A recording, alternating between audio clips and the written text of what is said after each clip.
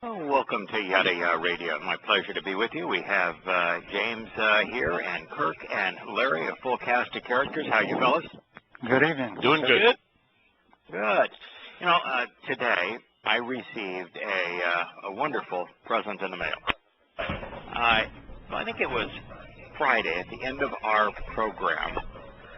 Scott reminded me that Sandy, who worked for a printer called Claritors, C-L-A-I-T-O-R-S, Claritors, Law Books and Publishing Division, that she had arranged to have Yada Yahweh printed in 2 volumes, Intro to God and Questioning Paul, all printed as they're quite thick volumes. They're basically 1,000 pages apiece. And Scott reminded me of it. I said, "Tell you what, Scott, I'll buy them if you'll arrange to have a set sent to me and a set sent to you." And so on my doorstep, midday today, I think he only ordered them on Monday, and here it is Friday. I received my first set of printed Yada Yahweh in 2 volumes, Intro to God and Questioning Paul. You know, it's a foot thick of reading materials. But you know, when I've only been able to read them on a computer screen, it's pretty neat to have them bound in a hard copy. Oh, yeah, there are people buying them. There are people buying them in Unpopular. I mean, I believe that's where it got put together at. And there was like, we've got one lady over in South Africa. Yes. That received her copy. Yes. Renee is in fact, Jackie was talking to me about it today, and Jackie and Sandy, who is the person who arranged for this to be done and came up with the idea of offering it through Unpopular Truth. Jackie has been my most engaged and helpful, comprehensive editor of all of these books. It's just been a godsend in terms of editing all of the books, and she talked regularly. And the woman in South Africa, I think they also chat regularly. Kirk, I did want to, and I sent you an email just a few minutes ago. There's only one thing that is less than great about having these, and that is that we have very inconsistent covers. The cover itself is quite nice. The material is made up. They're well bound, beautifully put together. I mean, I'm delighted with what I got. I'm more than happy and pleasantly surprised with how good they turn out. But they could definitely use an artist touch in terms of the titling. I think they just printed in one color, so it's not going to get overly fancy. But it'd be wonderful if you think, talking with Sandy, if you could create something that jazzes up the covers just a bit. I'll see what I can do. Absolutely. Yeah, I appreciate it. When I wrote Jackie, I said, you know, she knew an artist that might be able to help us out here. Anyway, that works cheap too. Yeah, works really cheap. You actually works for a extraordinary inheritance, but from works apart from that. But I do want to say it is marvelous. If you want to buy them, if you're listening to this program, it's CLAITORS.com is the name of the company. And if you click on that, what you will find is a search our site on the left side. And there's a field that you can put in, and you can put in Intro to God, for example. You can put just Intro to God. You can put Questioning Paul. You can put Yada Yahweh. And then fill in by title as the means of the search, and click search. It'll take you right to the books. Intro to God, for example, is $39.95. And I tell you, $39.95 for a book for, you know, printing one at a time, a book that's 1,000 pages long. That sounds like a value to me. Absolutely. Yeah. So I want everybody to know that I am making my standard royalties on all of these. So it's really important that you buy them. That's what made you the great businessman you are. Yeah. Standard royalty of zero. Zero. I hear that. Zero. Pretty standard.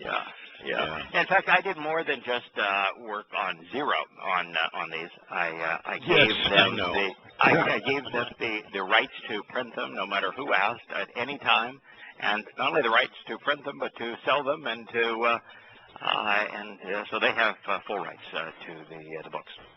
Wow. And so it is. I just think it's a marvelous way to now have them and be able to hold them and read them when you want to read them. I spent some time today that I had free reading them.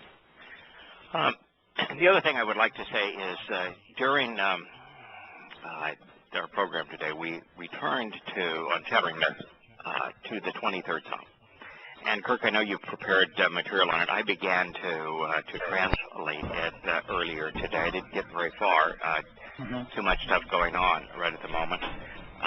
And I don't have any problem dealing with the first two verses of it. But I'm also eager to finish the 119th Psalm, and that we are now on the 119th Psalm. We are just 8 verses from concluding our review of it, and so to go off and begin on this program, the 23rd, in the midst of that, probably not ideal. So I do want to finish the 23rd Psalm with you, but maybe we'll return to it on Monday on Shattering Myths, if that's all right. Sure. I'm going to take a quick hiatus, though. I'm going to run down and get my 119. So, okay. I'm still here. You just won't hear me for a minute. Oh, okay. Yeah, and I had told you we were going to do the 23rd Psalm today, and I have no problem starting it. And No. I just got everything downstairs. It is powerful. I would really like to be able to finish the 119th Psalm. Well, he is going to get his material, though. I know that Larry and James, you guys both work and don't always get to hear the Shattering Myths program, but Kirk brought up the 23rd Psalm on Thursday, and we began to review it Thursday and again today. And I just thought that that opening line was so effective for reinforcing what we've come to know. You know, it's translated in every Bible, "The Lord is my shepherd, I shall not want." But or in translation. Yeah, that is. Yeah, I'm guessing we'll find the line. We'll find it wanting. Isn't that right? I mean, it's more insightful. Yes, far more insightful. Well, first of all, the first word is Yahowah, and then Dode is declaring that Yahowah is his shepherd, and that's pretty powerful, because what did Dode do for a living? Yeah, he was a shepherd. That's what yeah, he did. So this guy who is a shepherd says, I get why I was a shepherd, because I can understand Yahowah's role, because he is my shepherd. And when you think about shepherd and the words that follow, we have a reinforcement of why he designated cud as an important criterion for that which is nourishing, that which is good for us to eat. Because, you know, sheep graze, why he designated himself as a lamb in both of his titles, whether it's Ab, Father, or El, God, while he has the lamb, the ram's head, as showing his identity. He's not only the shepherd, he's one of the flock. And that's the most amazing thing about God. God doesn't want us to view him as God. He wants us to view him as an individual, like one of us. He wants to be one of us, in the sense of he depicts himself as one of the sheep in his name and in his title. So you've got a shepherd talking about the things that shepherds do, and how this shepherd says that my shepherd is Yahowah. Protects, nourishes, observes, cares for, and the word that was chosen for shepherd is ra'ah, which means to see, to observe, to pay attention. You know, all the things that Yahowah encourages us to do with regard to him if we want to be part of his flock. And then it says, Yahowah is my shepherd. I shall never be diminished. I shall never be abated. I shall never be nullified. That is just an awesome realization. That are implications. What I'm looking for. Yeah. He said, I realize that 99.9% of souls are going to simply cease to exist. Not me. And not me because I'm guided by Yahweh. I'm protected by Yahweh. So I will never be voided. My soul will never be diminished in nothingness. So much better than the trivial nature of I shall not want. So it's fun to do it, and we're going to continue to examine what each of the words mean, and we'll begin doing it on Shattering This and then continuing on this program. That being said, some years ago I wrote these words, and I just like to read them because they still resonate with me. It was almost 150 pages ago that we began our review of this, the longest and most important psalm. For me, it's been a wonderful voyage of discovery, and I'm glad that you have joined me during this exploration of the Torah. It's, quite frankly, it is my favorite part of the Torah prophet Psalms. 119th is for me, as good as it gets. I wrote, while I'm not qualified to carry Jode's sandals, I still feel a special kinship with him. I think we think similarly. I don't think as well, I don't think as clearly, I don't think as deeply or as profoundly, but I think similarly, which means that I think by making connections. So does he. And we share many of the same flaws and passions. So while I cannot wait to meet him in person, I feel like I already know him. There's no one amongst the individuals that Yahweh chose to reveal himself to that I am more anticipating meeting than Dode. And one of the things that I've come to appreciate is why Yahweh loved this man more than any other. Larry, back in the day that you were catching lots of heat and emails sent to me about being too harsh. Mm-hmm. We go back 2 or 3 years ago. I haven't got an email like that in years, but I did. I got a bunch of them, and I shared them with you, and I said, no, don't change. What I constantly told people is that he's real. He hates what God hates. I hate what he hates. He's just a person who is going to wear his view of people right up front. He is going to tell you what he thinks. And when I look at Dode, I see the same thing. Dode doesn't draw back and say, I know I'm speaking for God, so I better be really careful here how I phrase this. I don't want to come across as harsh and judgmental. I don't want to use the hate word, so let me be careful in the phrasing. No. He says, I hate him. I despise him. You're opposed to the Torah, I've got no use for you. You're scum. It struck me that Dode's approach and Larry, your approach, it's just the same. Well, I'm not qualified to carry, Dode's shoes either, but I have to say I don't mind being mentioned in the same line with them. Yeah. But I see a lot in common. Now, people have different likes and dislikes. I know all of us. I mean, that's the reason why, people choose different partners and different friends. I like strong personalities. Always have. I like people that are really upfront and blunt and bold and right in your face. That's the kind of people I like.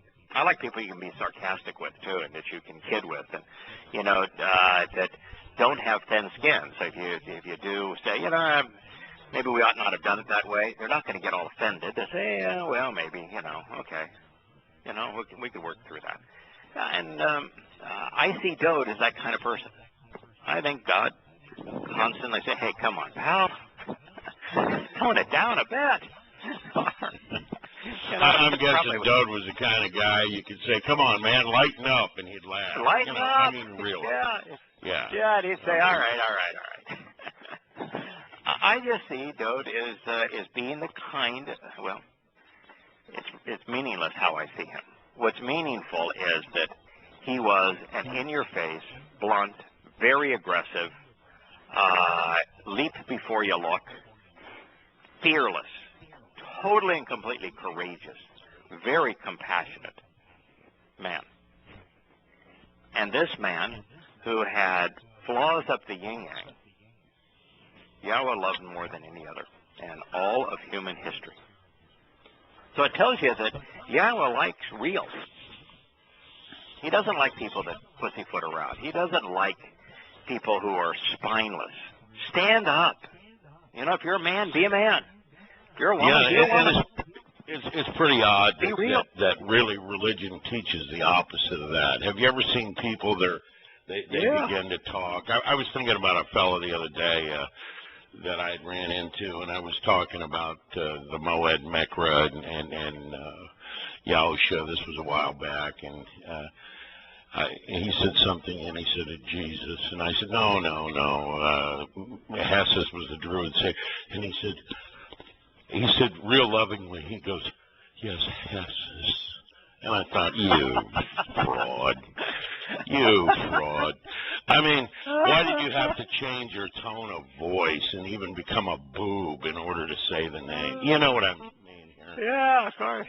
Yeah, when my wife and I had first gotten together, we had a friend who was married to a woman who, and I think he was genuine with her, but she was so nice all the time that after you were together, you almost felt like, I need to take a shower.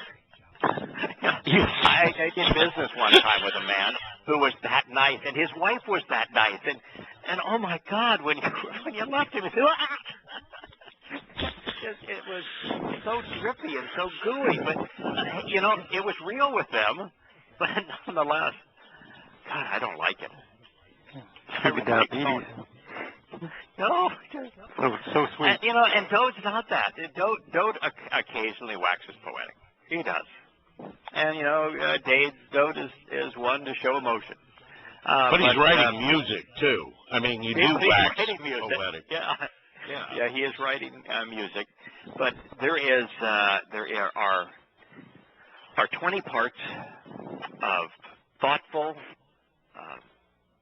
evidence-based, rational presentations of information and connections and conclusions for everyone. Well, that really makes me all warm and fuzzy, and that gives me goosebumps. So, yeah, does he say I get goosebumps? Yes. He says I love but it's 20 to 1. Yeah, what strikes me about the 119th, I said, when I started this journey, I realized that a person would have to be like Noah or Lot or Dode. I mean, they would have to be. I realized that, that nothing that was considered righteous is. And what I came to realize, especially through the 119th, and of course, it's all confirmed through Yahweh's words, is that there aren't anybody righteous. I understand what that means now. You used when you went to a church, they said there are none righteous except the one. No. And of course, you didn't understand why that was.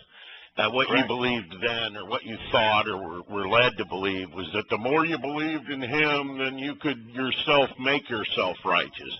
When the truth is, the perfection's going to come from the path. It's never about the man. And that's what I was saying. Look at all this stuff I did when I was young. I thought I was big time, and it was nothing. And Dode did more to advance Yahweh's words probably than any of us could have ever thought of doing. Dode predicted Pesach, Matzah, and Bakurim 1,000 years before they occurred. Yeah, well, so that's a lot more than any of us could have possibly. Dode was not only the first king of the united Yisrael. The reunited Yisrael, when Yahweh returns, is modeled after his kingdom. Yes, I know. Okay. Yeah, and you're sitting there looking at what he says is, what he didn't amount to squat. Didn't amount to anything. Yeah, that's his position. Yeah. Okay, so you don't. And that's amazing. The bottom line is you don't work your way to vindication. But by the same token, this guy was real, and he says, I got more faults than I got hairs in my head. So you can't work your way out of vindication either. So you can't work your way to it. You can't work your way out of it. So somebody else does the work. So you'd better be reliant on the one doing the work, and that's what Dode came to know. He just said, I want to be able to respond properly to your Torah. That's it. Yeah. That was the key to it all. Right. And I want to observe what you said so that I know what you said. I want to make the connection so I understand it. I want to respond to it. And once I do that, he says, I have total confidence that everything is going to be great, and that I'm going to inherit everything. In fact, he gets so blunt, he says, I'm coming with the Torah in my hand. You can't keep me out. Yeah, but that's, and that goes to show again, just to reiterate, this is why religion is backwards. Just like they get on their knees in front of God. When Yahweh says, look, I'll get on my knees. I don't need you to get on your knees. I'll pick you up. Come on now.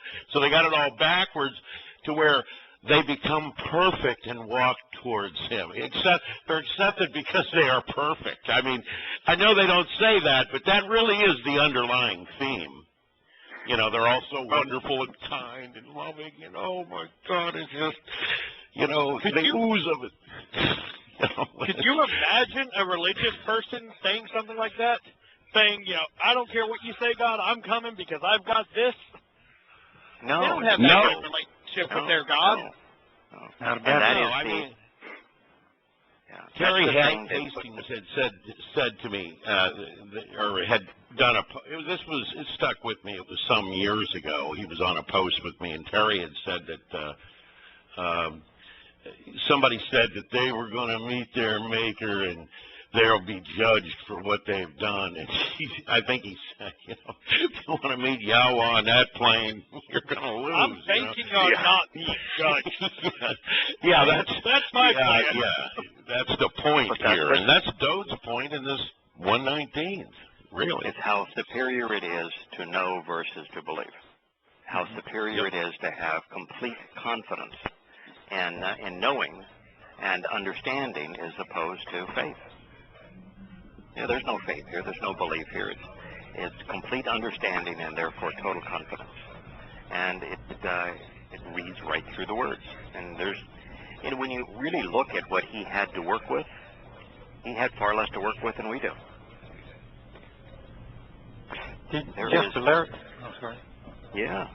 No, so I look at it as his situation is that all he had was a comprehensive understanding of the Torah and some pretty impressive inspiration relative to prophecy and proper training as a shepherd.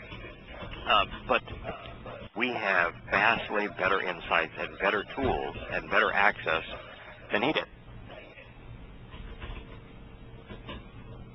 Puts us in a much stronger position.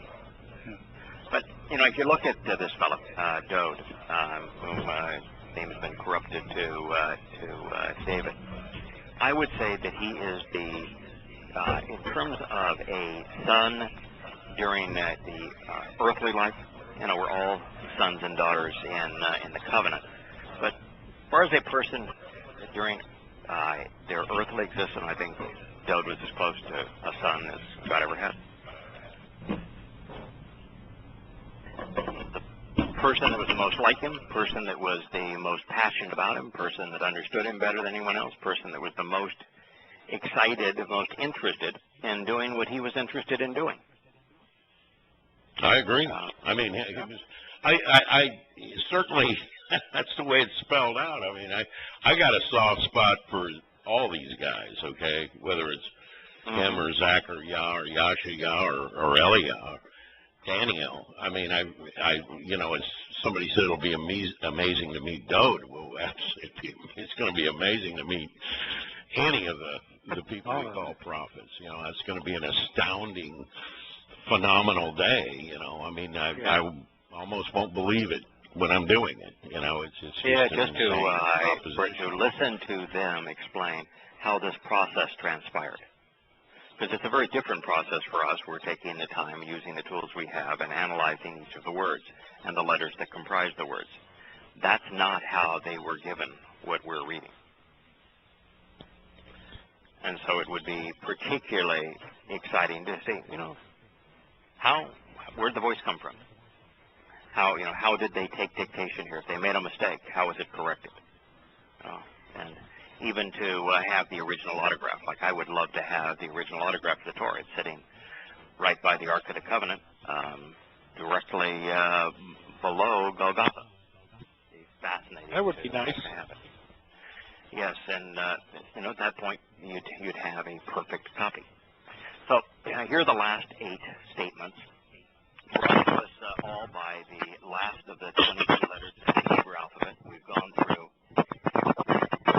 static here. Who is the static individual?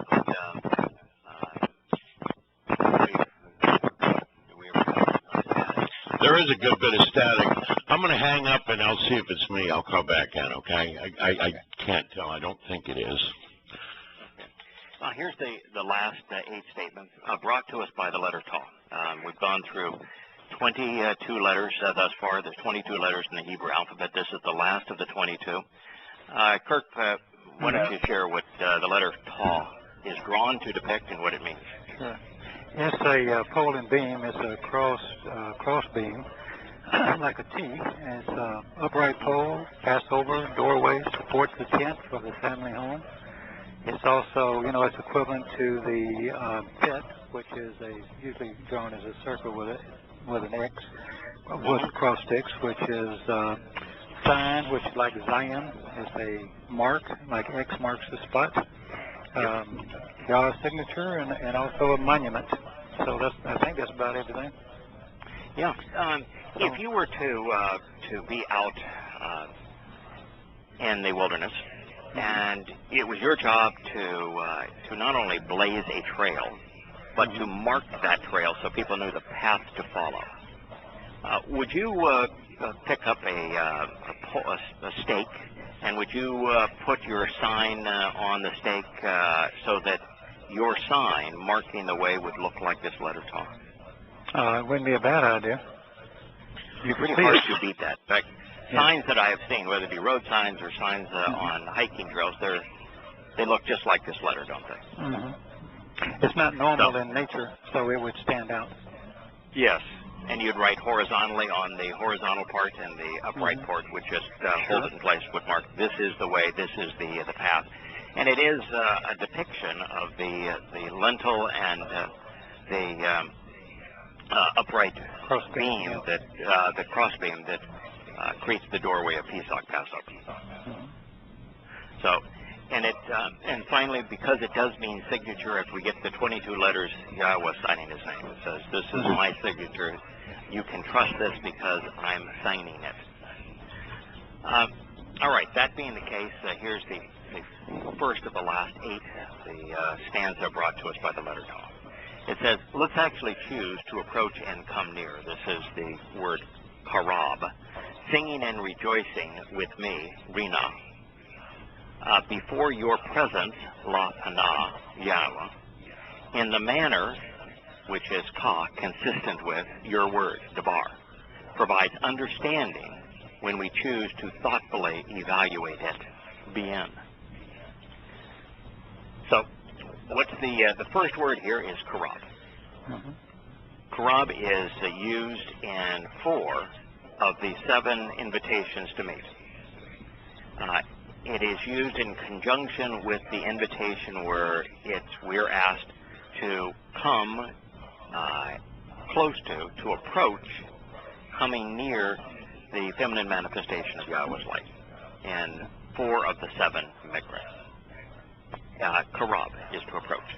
If you're invited to a party, would it not make some sense sometime during that party to approach the host?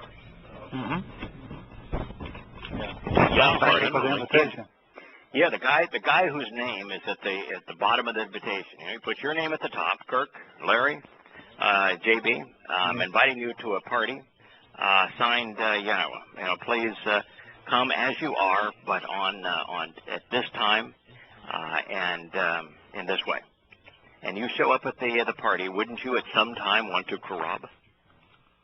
Absolutely. Yep. Yeah. All right.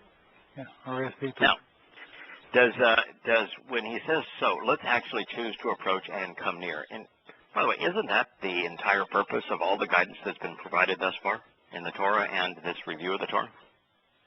Absolutely. There's not really much to it beyond that. It's the means to approach. Now, when he says he's approaching Yahowah, is he approaching in fear and trepidation? Absolutely not. Is he approaching asking for forgiveness? No. Yeah, it's one of the things that always strikes me about how often Christians want to ask for forgiveness, and I say, oh, why? Why are you asking for forgiveness? What's the purpose of that? You must be insecure. Yeah, I'm not. Well, they also want to run around forgiving everybody, no matter how heinous they are, to prove how forgiving they are, so they can be forgiven. They can be forgiven. I think it ties to them. Yeah, absolutely. Yeah, does it say that you ought to approach really quiet and concerned? Does it say you ought to approach humbly? How does it say you're supposed to approach here? I bet Dove don't do it that way. Musically singing, no. rejoicing, happy. Right. Happy. He's come to know Yahowah better than anyone. He says, so, come on, let's approach singing. Let's approach. I can't carry a note in the bucket, but I'd like to. And, I think that one of the things to be perfected is the ability to sing. Otherwise, I'd be really annoying to everybody else. So, let's approach. Let's come near. Singing and rejoicing. Let's sing a happy song. Let's approach enthusiastically. And come before what? La Allah. Yeah, the face of Yahowah. And la, the Hebrew preposition, which means to approach. It's only one letter. What's the letter? Just a lamb.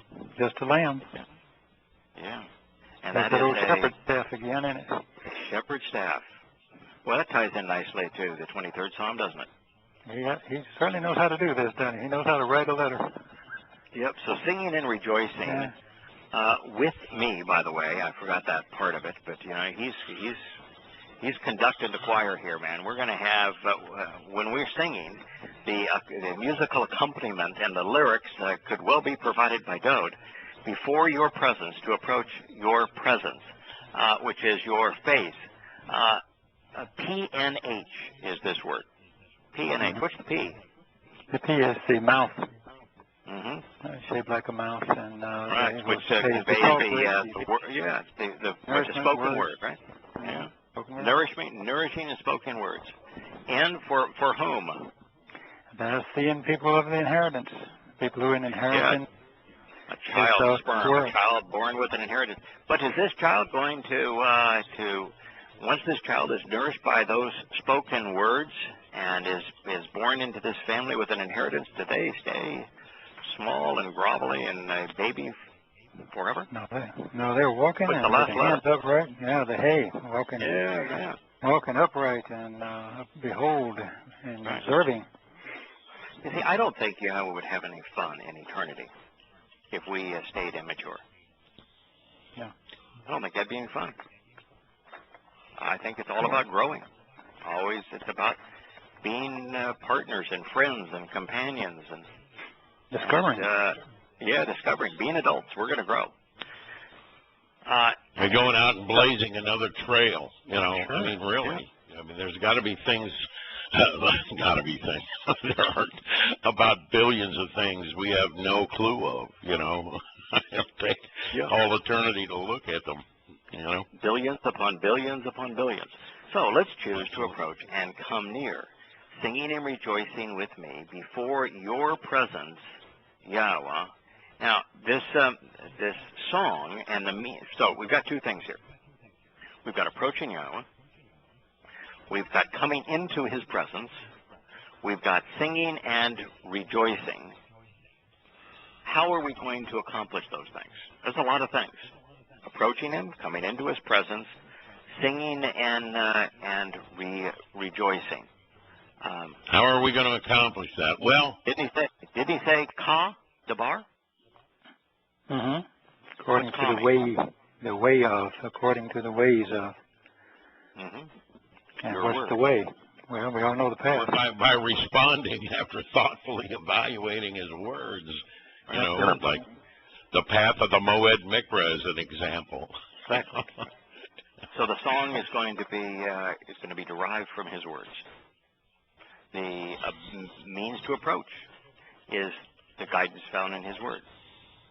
The reason we're going to be rejoicing and not groveling is because of the promises in his word.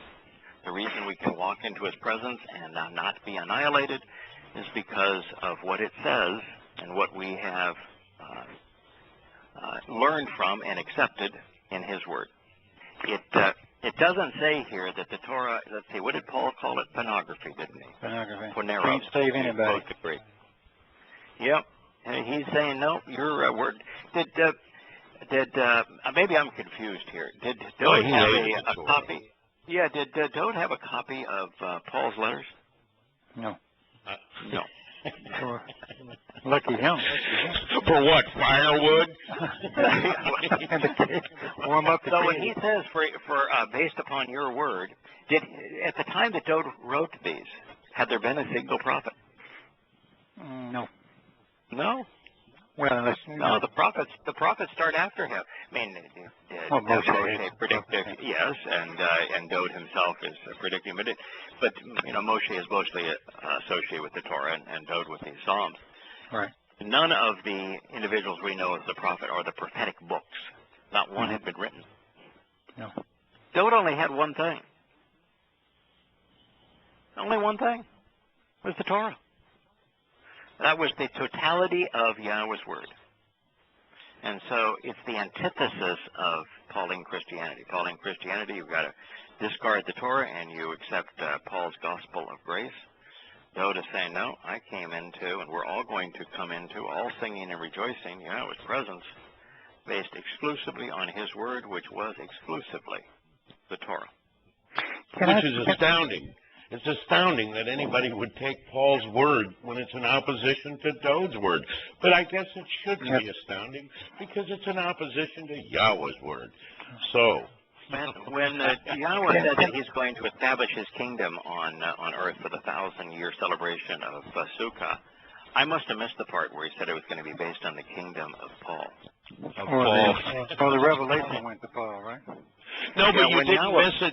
You didn't miss it when you were pointing out who the man in opposition to the Torah is, because he grows out of what is lowly and little, which is what Paulos means. So, yeah. Those who listen to him, they're abated. They become lowly and little. Can I add go ahead, please. No, I was just going to add, it may be germane to this. This morning I had a rhetorical question when we were doing Yahweh's name and we were doing the Yod. And, you know, that's an authority that's reaching down to lift us up. Is there any authority anywhere in history, any king that's going down to lift anyone up? I'm not talking about his cronies. I'm talking about that offers that blanket offer to the world to lift it up. So you can't get lowered. You can't get that anywhere. That out of Yahweh's name. Now, what was the purpose of Roman Catholicism? Was to suppress the people, to empower the clerics. What was the purpose of lords, kings, and queens? To suppress the people, to claim God's authority to rule. What was the purpose of armies? To enforce it. Right. What's the purpose of laws and the fact that governments never adhere to their own rules? Well, to keep those who are the elite in power, so, you know, lording over everyone else. Yeah. Right. Okay, so what he says here is, you're right, he's as Larry would say, he's the only square deal in town. Your word, and what does his word provide? Is his word providing the background for praise music? Is it Not at all. providing the basis for faith. What is it? What did he say it's providing? The pathway home that Larry just talked about. Is how to reconcile, to rescue us from this world so we can be with him and his family. Yep, and here he has Debar followed by my favorite verb in all of the Hebrew language, bien. Bien, yeah. Yeah, to understand by making connections. So he is telling us that if you want to sing this song with him and to approach coming into the presence of Yahowah rejoicing, then it's in your interest to do what he has done, which is to examine the words and make connections so that you understand. Now, I've shared on this program lots of times that my single biggest beef with the Torah prophets and Psalms was that God doesn't just simply lay it out for us. You really have to think your way through it. You've got to make the connections. You've got to work to understand. Now, once you get there, it is extraordinarily easy. In fact, you kick yourself for not getting it earlier. But you've really got to work through it. And what Dode is saying is, yeah, that's it. The process is the words lead to understanding when you make the proper connections. And so, Debar bien. Debar is another one of those rather spectacular words. It begins with the D, which is what? The delete, the doorway, which of course is the entryway to his home. Right. The Passover door. Yeah. What's the next letter? Oh, that would be the family home. The symbol for that. So the word is the doorway to the family home. Mm-hmm. Yep. And it's for yes. And it's for those people who obviously are thinking with their mind, thought about it, observing and thought about it, using their eyes and ears to hear and to read, and then they have, of course, the mouth to respond, because it has to be a response. Drawn as a doorway, as a picture of a family home, and as a person observing, listening, seeing, thinking. And so the word, Debar, the Hebrew word for word, is a person coming to know and understand the doorway to God's home and to be part of his family. Can I ask you something here, Yada? Or JB, Kurt, it doesn't matter. How hard is it? You know, I believe, okay, now this is just me. I mean, I'm thankful that Craig did the work he did, okay? Because I wouldn't know what I know without it. I know that for a fact. You know, when I finally got my hands on something that could be trusted, I knew it. I knew it that minute. I really knew it. Now, what do you suppose it is that stops people from being thoughtful enough?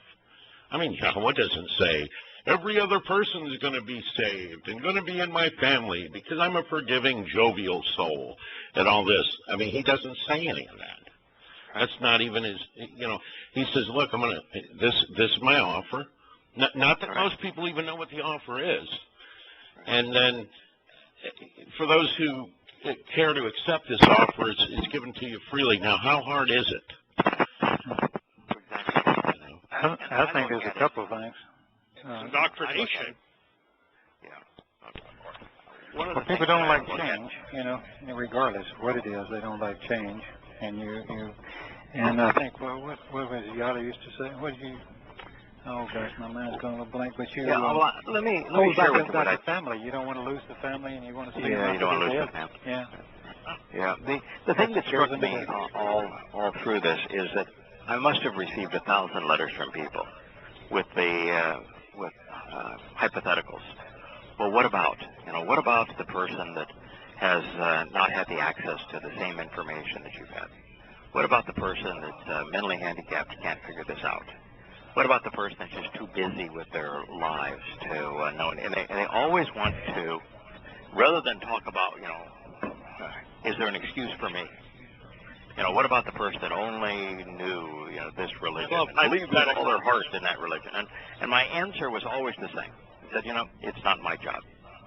to determine who becomes part of Yahweh's family based upon exceptions? I don't know. If you were asking me to suppose, I would suppose that my conclusion, based on the evidence, would be that there is somewhere between little and no wiggle room. That would be my answer. But it's not my choice, not my decision. All I can tell you is that there's a very specific path that has been laid out. There are 5 terms and conditions for participation. If you know what they are and accept them, you're in. So why would you care about what the exceptions might be?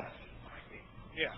If you have an ironclad path and God's promise on its veracity, why would you care about the hypotheticals? Why not simply come to know and understand what the path is and walk down it?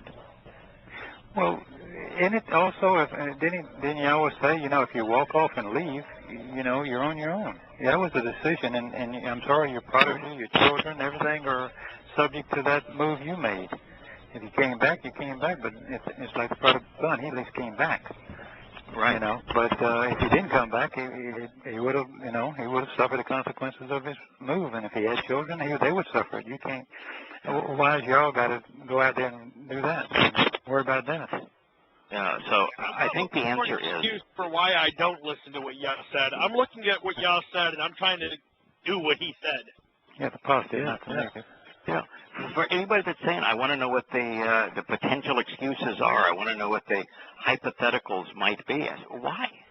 Why not simply use your time that rather than speculating on what the exceptions might be, for which there may be none, and all indications are there are none, but why, instead of arguing over what the potential exceptions might be, why would you just simply focus on coming to know and accept what the proposal is, and then once you've come to know and accept the proposal, share it with others? Sounds good to me. What motivation would there be for any other option? Why would you care? No. So then we have, let her consistently come with a petition for mercy on my behalf before your presence, in accordance with your promise, because I want you to deliver me. Natsal. Natsal is this kind of interesting word that is 50% pay attention to, focus on, observe, and 50% on favor, deliver, save. It's kind of an interesting word. It's not yatsa, yasha, which would mean to save. And it's not shamar, which would be to observe, but it's a word that is used a lot for example, a watchman over a flock of sheep or a watchman over a community. They would be natsal. They'd be paying attention. They'd be observing everything they could see to hope to keep the community or the flock safe. So there's this combination, again, of observance leads to security. So he's talking about her here. And the previous statement was about come into the presence, karav. And I've said that 4 of the 7 moed mikres, 4 of the 7 invitations to meet with God, we are encouraged to karav, the feminine manifestation of Yahweh's light. Do you think maybe there's an explanation or a tie-in here with that? And a reason for the her? Oh, absolutely. Probably. Yeah. I doubt it's a coincidence. Yeah. We're invited to come into the presence of our spiritual mother during the 7 invitations to meet with God because she adorns us in light, and she makes us appear perfect. So he is saying here, let her consistently come. I want her, which is now. I do have to tell you here that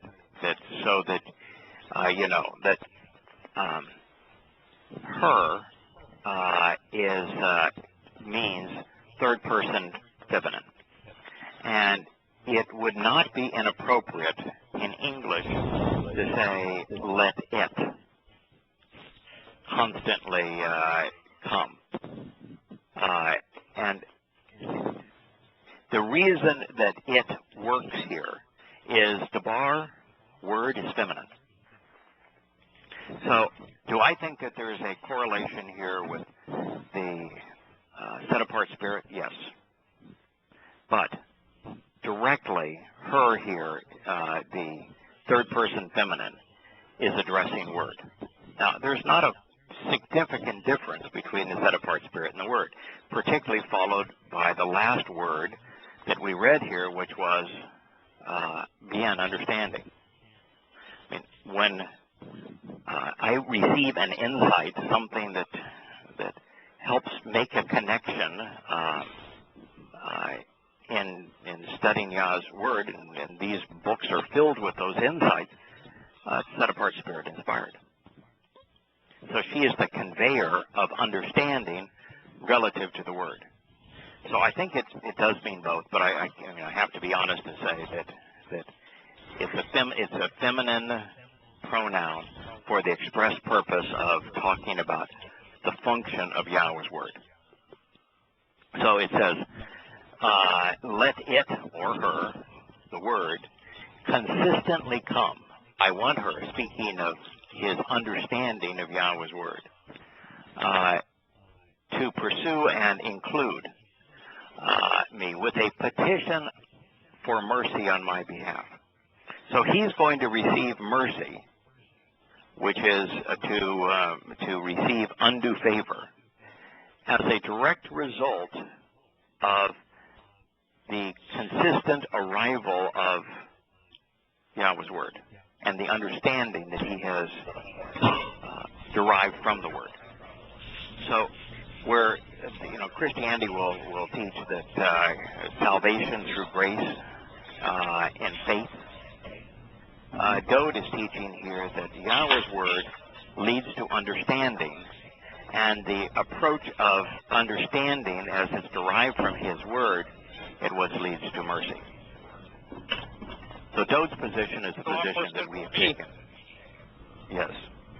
Dode's position is that the words in the Torah lead to mercy, which is a favorable and undeserved outcome. He did not say here that the death of God leads to salvation, did he? No. He didn't say that a new testament or a new covenant leads to salvation. What he says is that mercy is the direct result of understanding Yahweh's word. You know where, the 23rd Psalm where he says mercy? I found one of the translations to be, instead of mercy, it translated as covenant loyalty. Wow. Yeah, relational family. Covenant relational right. family. It's it's kindness because it's to one of kin or a separate family, and also covenant loyalty. Which, yeah. And that was Larry, you mentioned. that was a Hebrew translation, not an English thing. So yeah, they got it. Yeah, they did.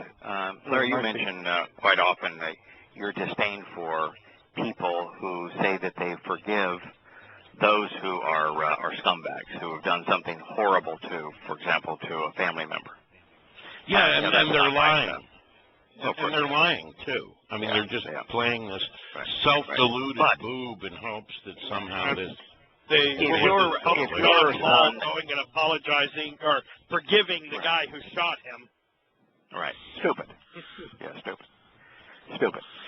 But if your son or daughter, or your wife or husband says something that's hurtful, and they say, I shouldn't have said that. I'm really sorry. Is it appropriate to forgive them? Sure. And this is the forgiveness that is often spoken about. When you're forgiving somebody, you're talking about your brother or sister.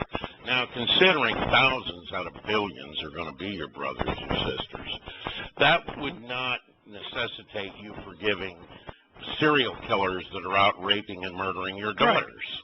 Correct. Correct. Yeah. Because family members don't do that. Correct. And if they did, they'd be drummed right out of the family, in any decent family.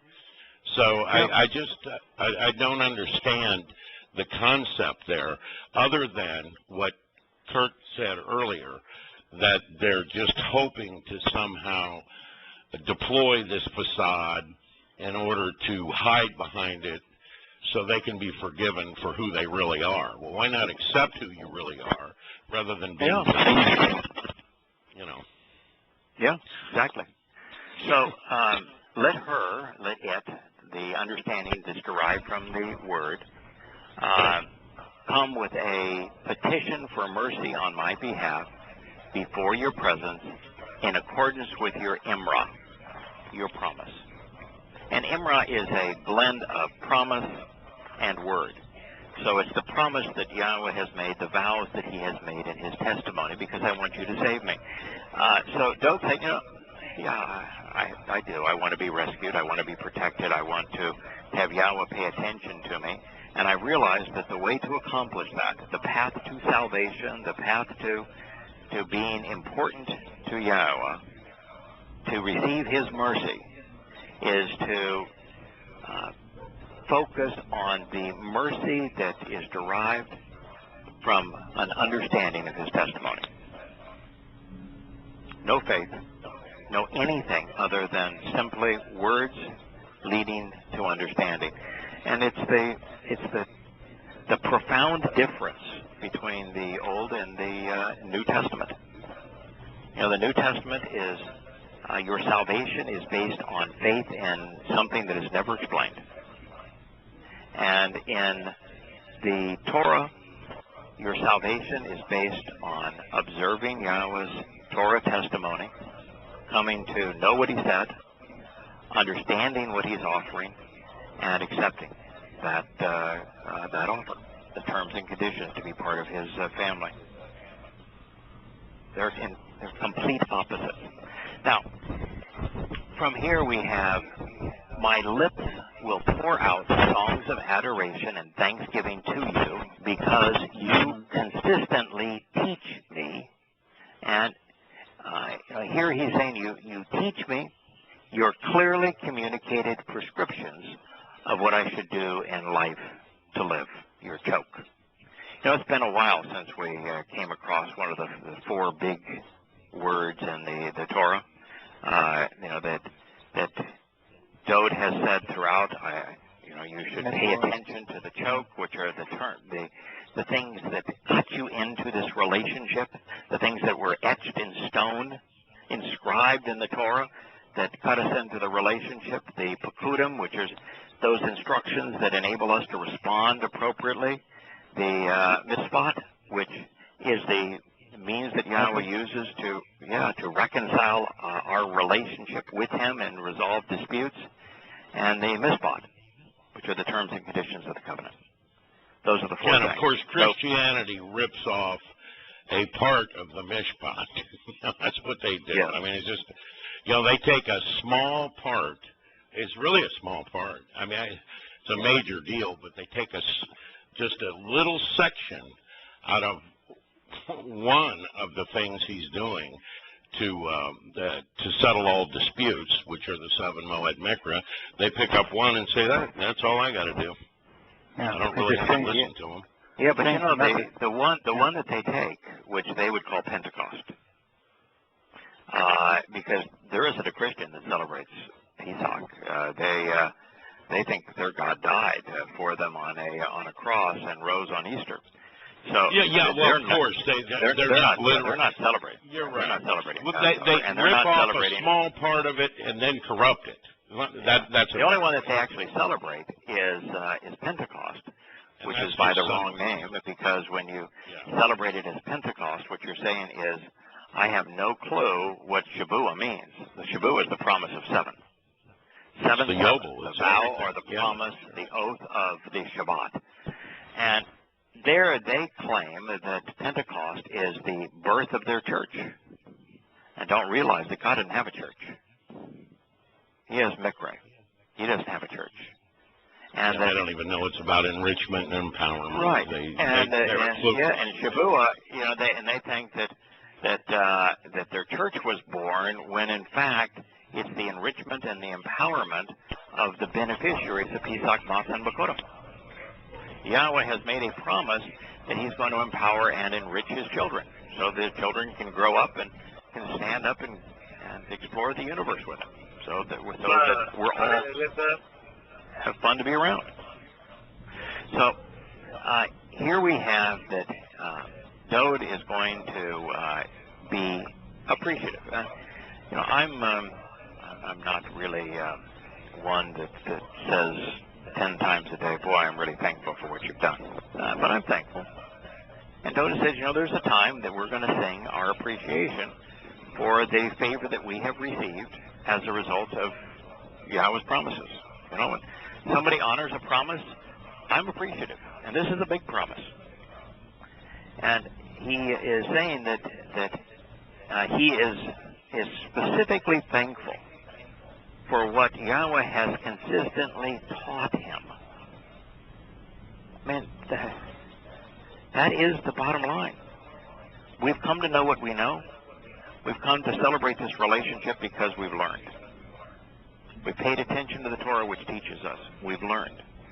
And here he is not just talking about Yahweh teaching him his Imra, which is his promised word, but specifically the choke. So Yahweh has taught Dode through his Torah what he inscribed, what he etched in stone that cuts us into the relationship. This is a powerful summary of everything we've read thus far.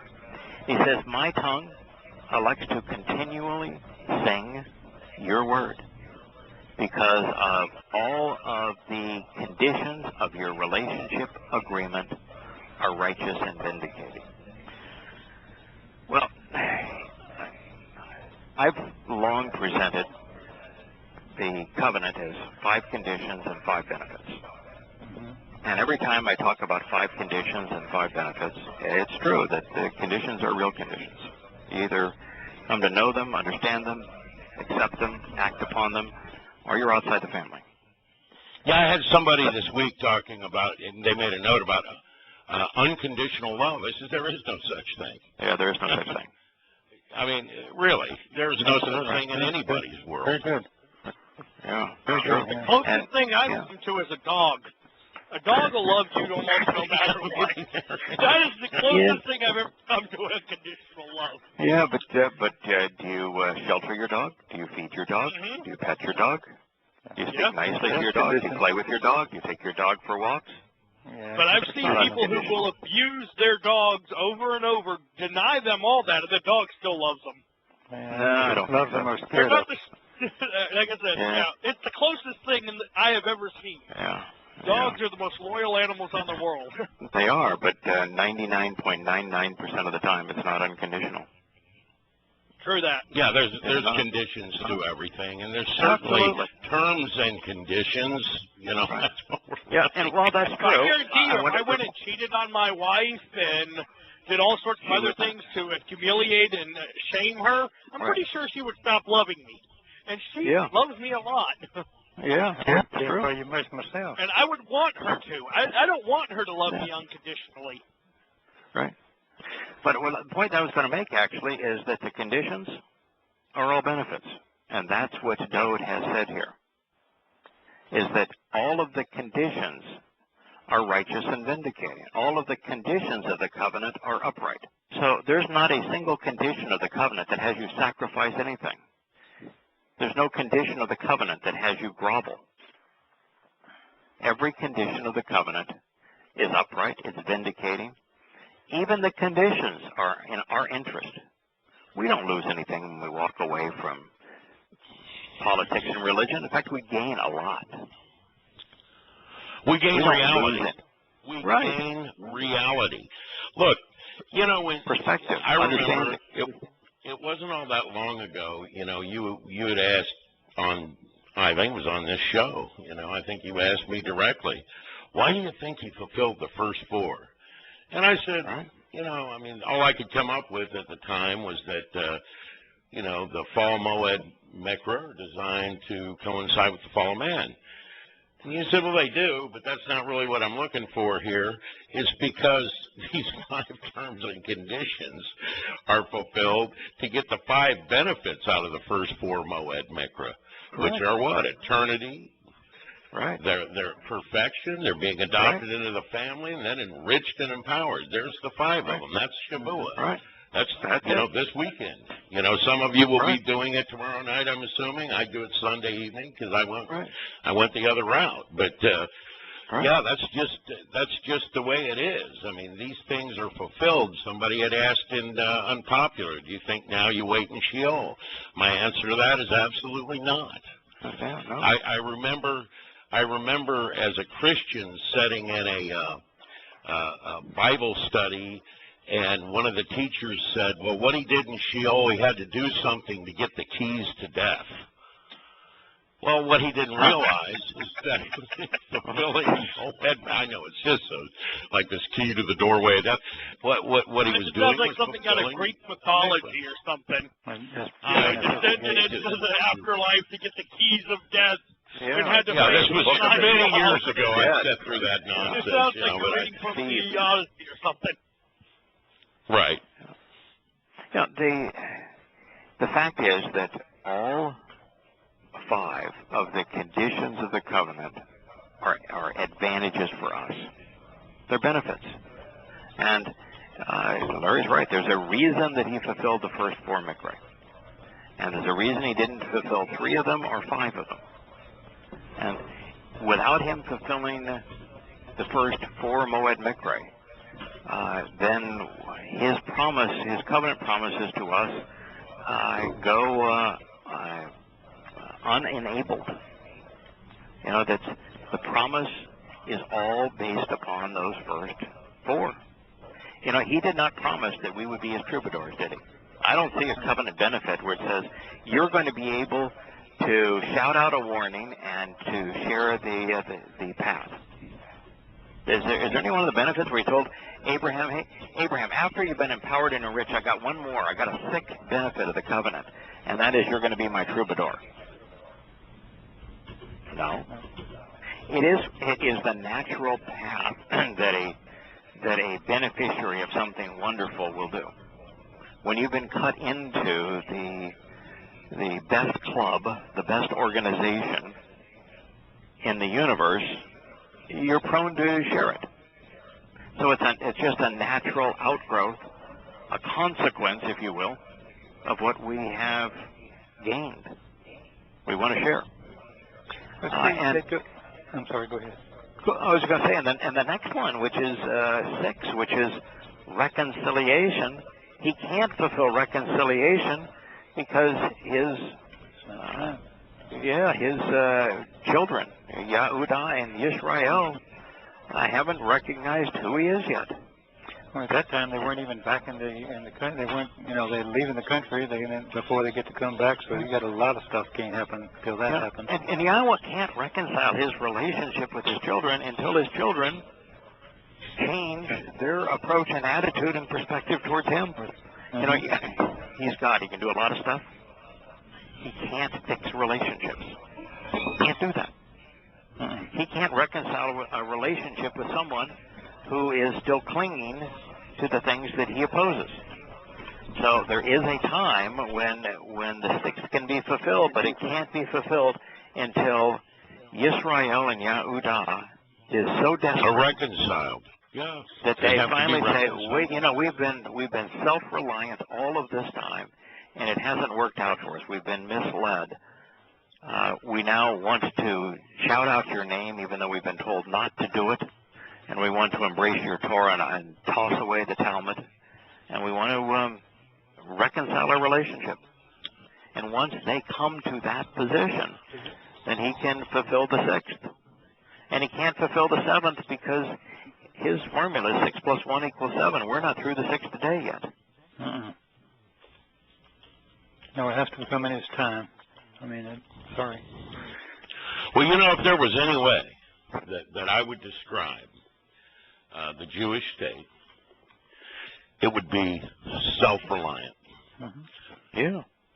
That is exactly how I would survive, describe the people of Israel today. You know, it's hey hoorah, you know, the IDF's going to change us, and we're going to stand up, and this isn't going to happen, and on and on. Mandatory military service, best trained troops in the world, flying the best equipment, and they consistently beat the Muslims with odds that are 100 to 1 against them. And so they are self-reliant. Now, it's interesting that over the past 30 or 40 years, the Jews have become, 80% of Jews now are agnostic.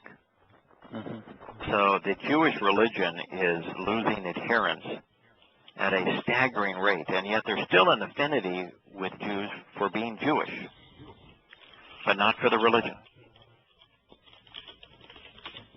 So it's becoming easier, and then when that reliance on the IDF, on Jewish solidarity and ingenuity and all of that sort of thing, when that falters, when they find that the United States is genuinely an adversary rather than an ally, when following the fall of Damascus and the severing of Israel at the waist where the country becomes indefensible, that following all that, and there are more Muslims flooding into Israel than there are bullets and bombs, you know, somewhere along that way, they're going to say, all right, we tried it our way, it didn't work. And well, I think that's why those 7 years are there. Isn't that true of every time that Israel makes an ally out of someone rather than Yahweh? It still ends this way? I mean, right. How many times do you have to be lied to by people where you realize they're lying to you, they're giving you false hope before you finally say, okay, well, now what I need to do, I need to change. I can't rely on them anymore. So here we have Dode has come to rely on and is thankful for Yahweh teaching him the inscribed means to be cut into the relationship. And where do you think Yahweh taught him that? Right in the old Torah. Right in the Torah. So he says that the Torah was for teaching, lamad. You have continually instructed, guided, directed, and training me so that I can understand.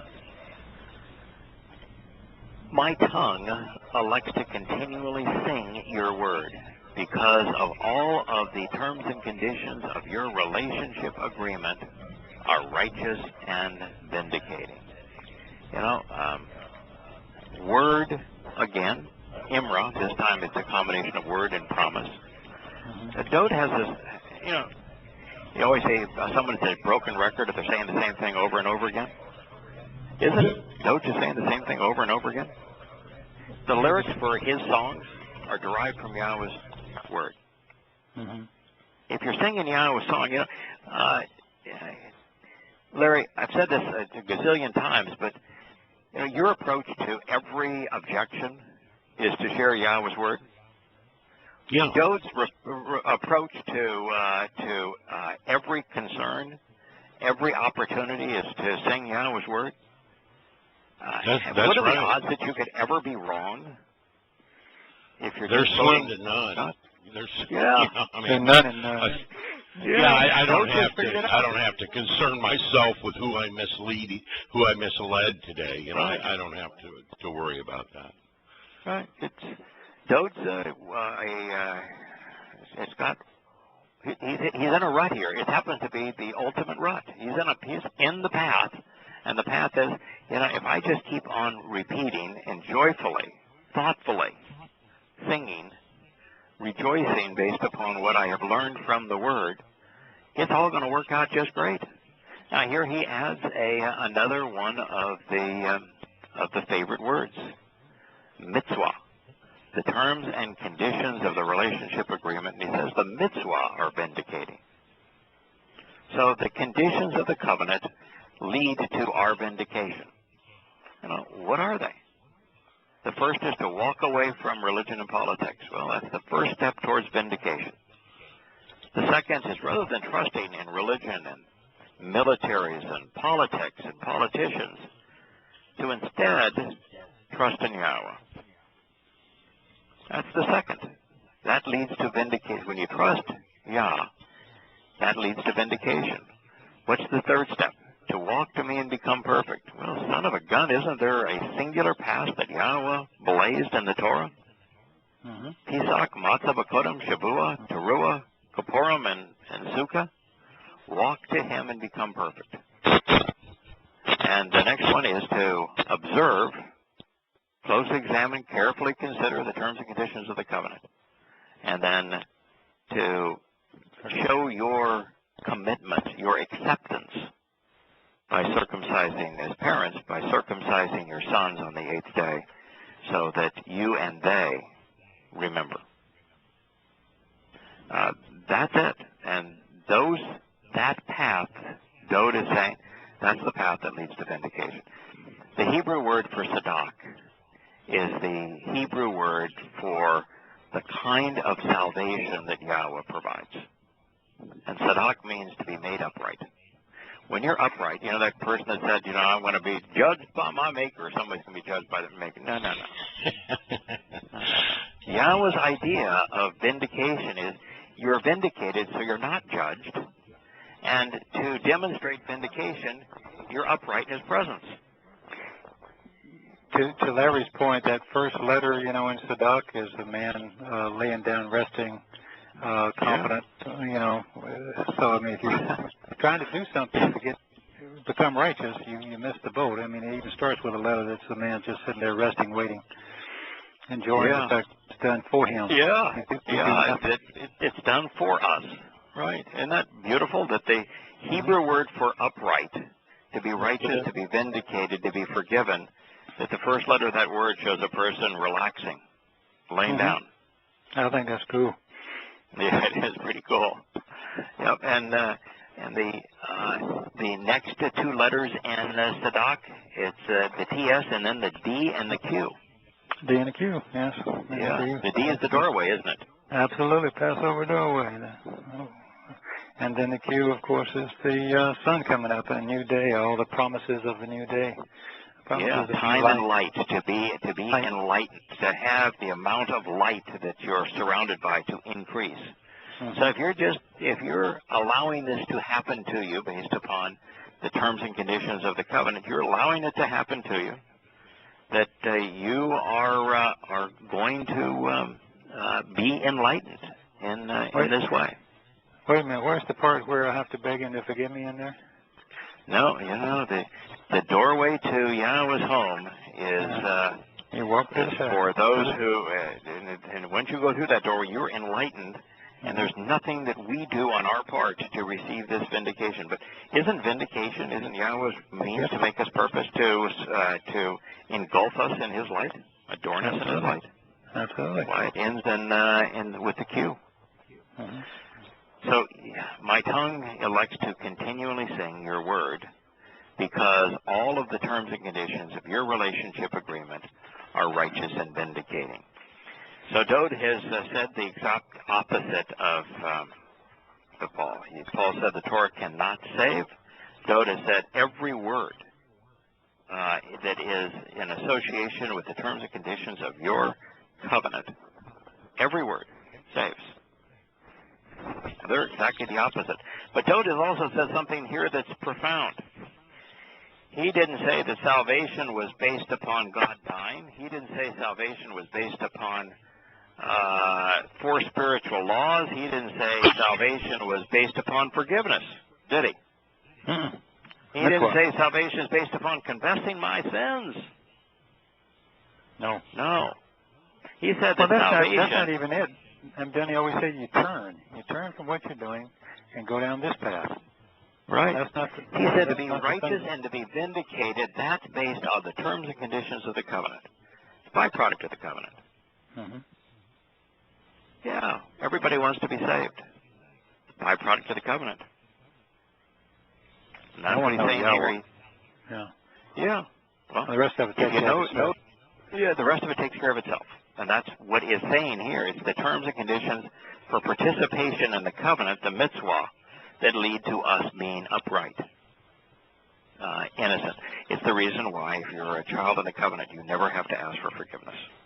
Ever. You know, if we go back just a little bit there, I just failed to mention this. I meant to. And I think this is just really, really important. He said, I actually respond to the summons consistently, testify as a witness, speaking truthfully while genuinely conveying accurate information regarding your word. See, that's really the problem with most people. It's not genuine and it's not accurate.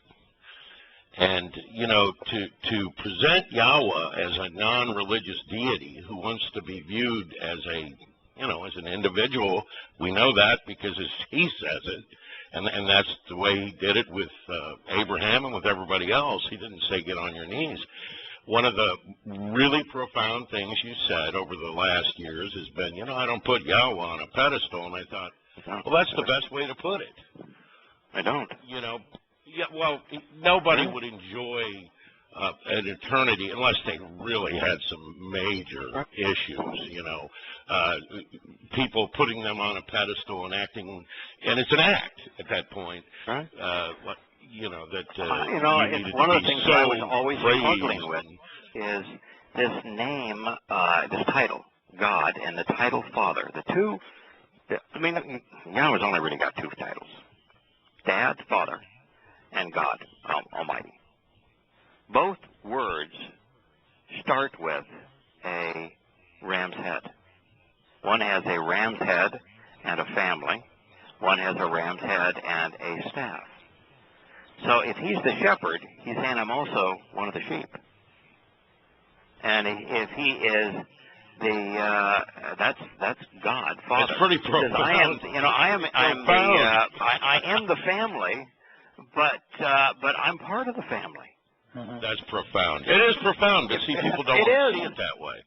Yeah, it is very profound, especially if you put that side by side with religion. It's going to go across like what he really said, as opposed to the religious verses that we read that say nothing at all, except fear me, praise me, love me. It's the same thing as God saying, okay, I realize that currently I'm in the seventh dimension, and therefore I'm infinitely greater than my children. But if I lift my children up, if I enrich and empower them, I can make that difference known. I can make them just like me. And so rather than wanting to be bigger and more powerful and more knowledgeable than we are, he wants to make us just like him. Yeah, but and that's what Joe just identify said. With him as our bud, as our friend, as our companion. He wants to accurately convey his nature. I mean, that's what everything's lacking out there. If I thought that I had to walk into a room with somebody who was the ultimate judge, man, I'd be shaken, especially if I knew my entire existence, depended on this act.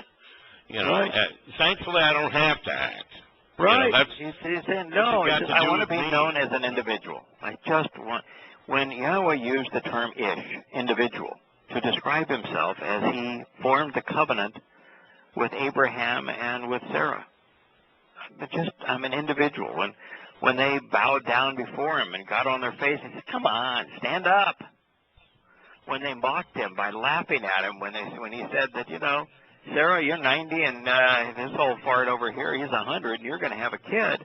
And they broke out laughing and mocking him. He says, okay, all right, yeah, it was pretty funny, I get it. So name him laughter. Yeah, well, yeah, I mean, there you go. So many times. I got a sense of humor. Yeah, people are stepping into the covenant, okay, and they're serious about it. And Renee's a fine example. I've had other examples where a woman's going through a divorce and all these messianics told her she'll die for this and all this other nonsense. Oh my. Yeah, they just can't back off. If How many wives did Dode have? 700. You know, if I have to rely on my own perfection. Was Dode condemned because he committed adultery? Because he had a divorce? No. Should this woman be concerned that her relationship with Yahweh was somehow going to be messed up because she had a messed up relationship with some guy? No, and I told her as much. I said, just stop listening to these people. You know, just stop listening to them. You know, because they're trying to carry their religion into the family home. They're trying to advance the idea that they understand how to be perfectly religious. You know, it's interesting that when Yahweh talks about divorce, it's really simple. He says, you know, if you don't get along, you want to get divorced, then write it down. It should be a simple statement written down that you want separation. And there you go. That's it. Yeah, that's what's in the Torah. That's what's in the Torah. It's your relationship with Yahweh. Yeah. By the way, you know, his thing there is the same. You know, I've written down the marriage vow, and you want to be married, great. You don't want to be married, that's okay too. Just tell me you don't want to be married. I can live with that. That's fine. Just make your choice. That's your call. But that's your call. But you know, if you want to get a divorce, which is your call, don't be taking some rival back and think you can come back in the home. You're just not going to do that. You know, you're not going to do it. So, you know, Dode is absolute proof that there is only one sin that is unforgivable. The one thing that Dode never did. Dode did a lot of stupid stuff, but Dode never deliberately led someone away from Yahweh. His whole life was leading people to Yahweh, not away from him, and diminishing the importance of Yahweh's name and leading people towards lifelessness is the unforgivable sin. Yeah, that will not fail to be punished. And there, people are put themselves in a teaching role, obviously, you know, rather than a sharing role. Like, you know, sharing Yahweh's words and knowing Yahweh's words and being able to combat people with Yahweh's words is not teaching. It's just sharing his words. But I would never try to set myself up as a teacher. However, people who are honestly misleading people towards Shoah are putting themselves in a teacher role or a position of power. I have a little, you know, a little more comfort level with the idea of I think we can teach how to translate. I think we can teach the proper perspective. I think we can teach what the letters are drawn as and what they convey. And I think we can teach folks Yahweh's words. And I think we can be part of the process of helping people learn and understand Yahweh's words. Now, Yahweh is the teacher, and all we're doing is playing a role here to help people understand the teacher. Now, it's not that the teacher's hard to understand, but sometimes it's helpful to be pointed in the right direction and to be given the proper perspective and given the right tools and a little bit of a head start. It's like, you know, I taught my kids to ride a bicycle, and for a while, you know, first I showed them, and then, you know, I walked beside them and I ran beside them, and, you know, after a while they were off biking on their own. But it's helpful to have someone to play the role of a guide, and that's what you're doing. That's what all of us are attempting to do. I don't think there's, you know, we're not claiming that we are the teacher or that we have the lesson. Yahweh has the lesson. Guiding instruction. Yeah. You know, we're occasionally throwing a sign up and say, you know, it's this way. Sometimes we're putting a little footnote there and say this is what this means and the best way to understand it. And you know, here's let's provide a little perspective so you know why this conversation is occurring. So I think that if you look at Dode, Yahweh loved Dode. Doda's teaching us here, right? Yeah. Yeah. Doda's not. As long as he's Yeah, quoting Doda's Yahweh, not the he's good. teacher. He's teaching us what Yahweh said. I think that's what Towrah is all about, by the way. Huh. Teaching us what Yahweh said. Why would you think that in the fulfillment of Shabbat, why do you think in the fulfillment of Shabbat, one of the things that is addressed is that those who were enriched and enlightened on this day were empowered to speak the languages of men? Why would they be enriched and empowered and then enabled to speak the various languages of men if their function wasn't to teach men what God had said? Yeah, and share his words. Yeah, He likes exactly. to work with us, though, too. Right. Right. But I've been in countless posts, almost countless posts where you'll get some religious person saying, "I don't understand. Who are your followers?" I don't have any followers. I have no followers. I want no so followers. several other people. If you Yeah, think I you're don't know following of any me, followers. please run away. Yes, I am a follower. But I think those that are not going to be failed to be punished have put themselves in a quote, leadership role. Yeah. In fact, even when I say I'm a follower, I get a little uncomfortable with that because I'm really not following God. Really not. I'm walking with him. I don't think that even the children of Israel followed Yahowah. I think Yahowah walked with them. Oh, that's a pretty profound thought, too. That's exactly right. I mean, that's what we're supposed to be doing, trying to gain a relationship, not a, hey, Spike, and he slaps you in the head a couple of times. This path that Yahowah has of Pesach, Matzah, Bokurim, and Shabuah, isn't it an invitation to come into his presence? Mm-hmm. Yes, aren't we walking with him? Aren't we partying with him? Aren't we celebrating with him? I don't think we're following. I don't think he wants us to well, of course. I don't think he wants us to follow. I think he really wants us to walk with. And that goes right back to his true nature, which is what he was saying. I want to convey what's real over here, And as long as we're conveying what's real, we can't go wrong. I mean, that's my position. When I tell a Christian that God got down on his knees to lift me up.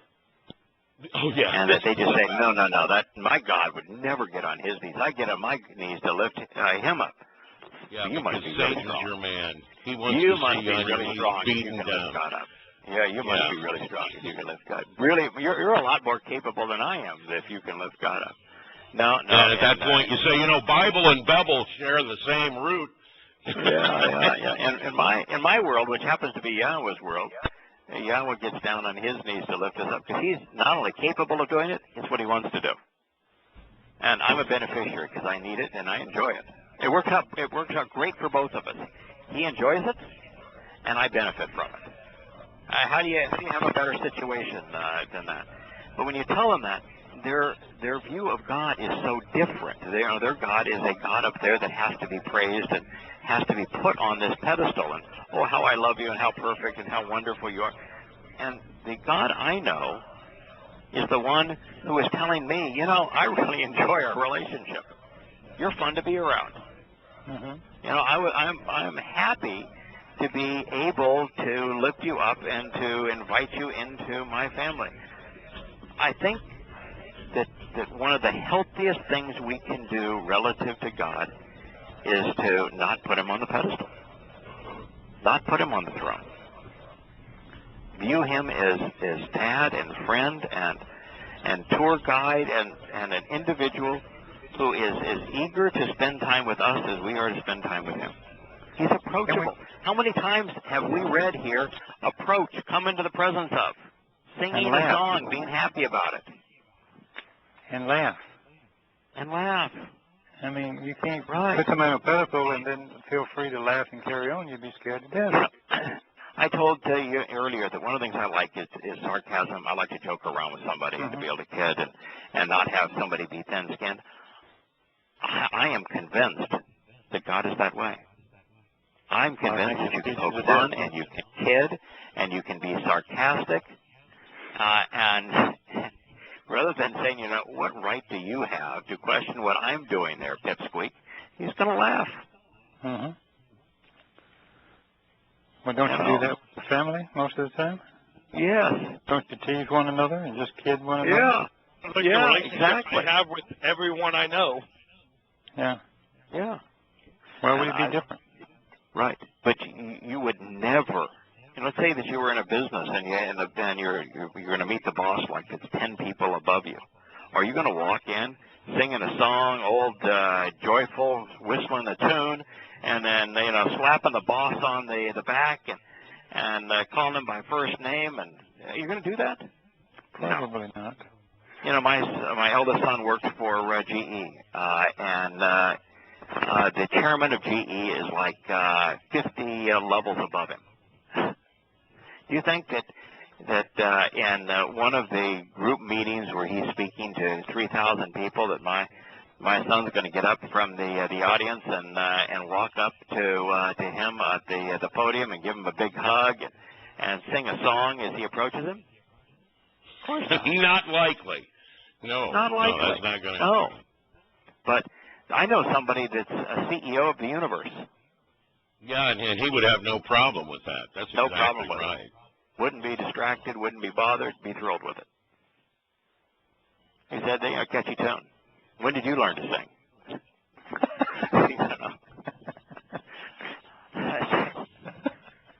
That reminds me. I had just to get off track here a bit, but it's kind of a fun story. I had spent the evening over at a friend's house one night instead of going back to the beach when I was in the insurance business, and his dad was the head of all systems processing for Prudential. He was like a level 64, and Bill was going through these levels. He was now like a level 8, and Bill had his car in the shop, so his dad was coming to pick him up to take him to work. And I woke up and saw his dad there. He said, "Hi, Larry. How you doing?" I said, "I'm good." And Bill, he had to wake up, and Bill was running late, so I just yelled at him, "Boo! How are you going to become a level 64 like that?"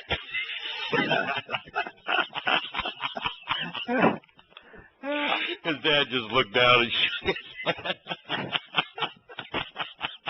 Yeah, you got to have some fun. So it says, let it actually and always be your hand, which helps me.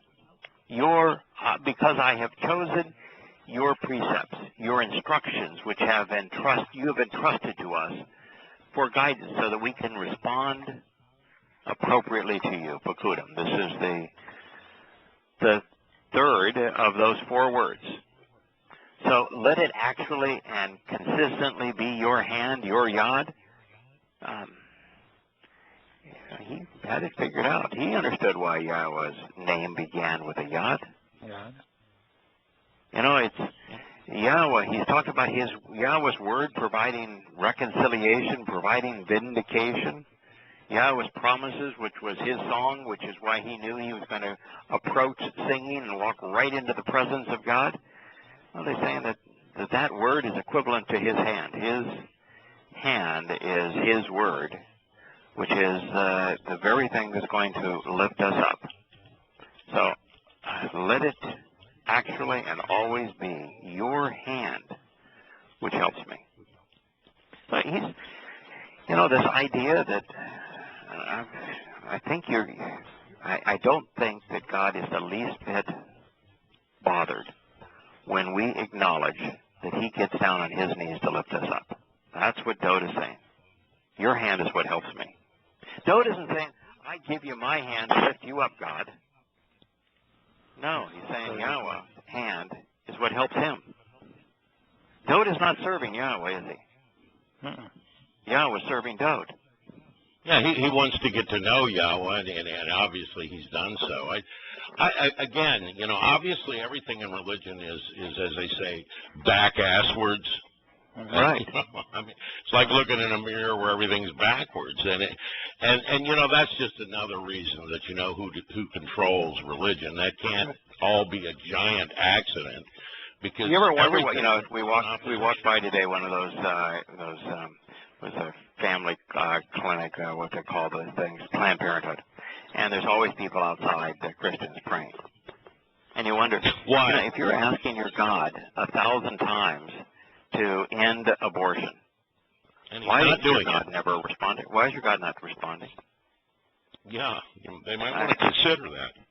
You consider, you've got millions of prayers from millions of people asking God to end abortion, and nothing.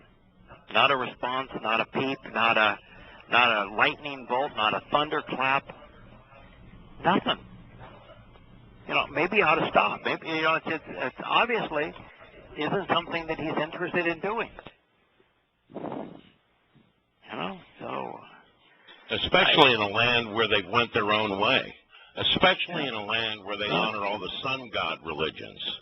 Right. You know. So he's saying here, it's Yahweh's hand that helps him. If God is active doing what God says he's going to do. He's going to lift you up if you choose to pay attention to his words. If you come to know him, he's going to serve you in this way. And he says, I am going, that your hand will consistently help me because, not helping everybody, it's helping him because he has chosen his precepts, his pakudim, those instructions that help us respond properly. That's why God's going to lift him up. He's not lifting everybody up. I made a note here on it was just off of a word picture, 38, and here's what it says. I mean, it's real simple, and the note's called the real definition of humble, because you know we're told to be humble, in certain ways, and people want to take humble to mean, okay, I'm a rug mat everybody can pick on, which is not what it means. No. Permit me neither poverty nor wealth. Break bread for me as clearly communicated and prescribed, lest I be self-sufficient, and there we have religion, don't we, and deemed insufficient by you. Yeah. So all we're doing is what Dode is pointing at, and that's being humble. You're saying, I didn't go my own way. Yeah, it's Dode saying I didn't go my own way. Had nothing to do with this. I'm flawed. It's Moshe saying you don't want me to speak for you. I don't speak well. It's the recognition that we're not qualified. We're not contributing anything to this. Got nothing to be proud of other than we've been adopted into God's family. I'm proud of that. I'm proud to know him. I'm proud to be his kid. But I'm not proud of anything I've accomplished. But I'm certainly proud to have received my adoption papers. Yeah. So he's got a very simple statement. I desire your salvation. I desire Yahusha, your deliverance, Yahweh. Your Torah makes me happy and brings me pleasure. So even his desire for deliverance, for rescue, and salvation here also means I enjoy your freedom. You could just as easily translate Yeshua, I wish to be free. I desire to be free, to be delivered, to be rescued, Yahweh. Because what is it, if we're going to be saved, what is it we're going to be doing forever? Your Torah makes me happy and brings me pleasure. We're going to be listening to guidance and instructions and be free. Right. Yeah. Right. Free to listen to Yahweh's guidance and instruction. And we're not talking about his teaching as it relates to, well, these are the rules of the road. No, it's him explaining how he conceived DNA. Him explaining how to approach that black hole so Craig don't get, sucked up into sucked it. In. Yeah. Yeah, he says, the event horizon there of this thing is pretty fascinating, and it's worth exploring. But, stay away from that over there. That'll bite you. But over here, I'm going to create I'm going to turn a nebula into a star. You want to watch? Yeah. I do. You know, here I've got this language called DNA, and you've seen the results of the platypus. Let's have some fun with DNA. let's create some interesting animals, right? He's going to be teaching us what he knows. Yeah, we're not finger painting in kindergarten any longer. No, we're in the time. 7th dimension and able to explore all the dimensions below us. Yeah, absolutely. I mean, how about create a whole world to live in? You could do that. Yeah. I'm sure you could do it. Yeah, absolutely. You could do it. Right. Let's just say that you have an idea of what you think the perfect planet and solar system would be like, and you have the power and the ability to go do it. And we get a group of us and we say, let's go over here and let's play it. Let's see what we can come up with. Why not? It'd be fun. It's not unlike building a summer home or something, is it? Right. Let's go play. Salvation is afforded to those who love Yahweh's teaching. Dode said it in the opposite order here, but that I'm going to be saved because I love Yahweh's teaching. Because he loves Yahweh's teaching, he's going to be saved. That's what you do. If you want to be delivered, you want to be free, fall in love with his teaching. That's one of the things where I even say, and we spent a lot of time, Kirk, on this in this week, talking about how coming to know Yahweh initially is not easy. It takes diligence, takes focus, takes time. But the thing that is very often missed in the fact that it does take focus, it does take time, it takes work, is that there's nothing you can do that's more fun. No, so you have to you'll enjoy the process. Yeah. I mean, I enjoy playing golf. I enjoy studying Yahweh's Word far more.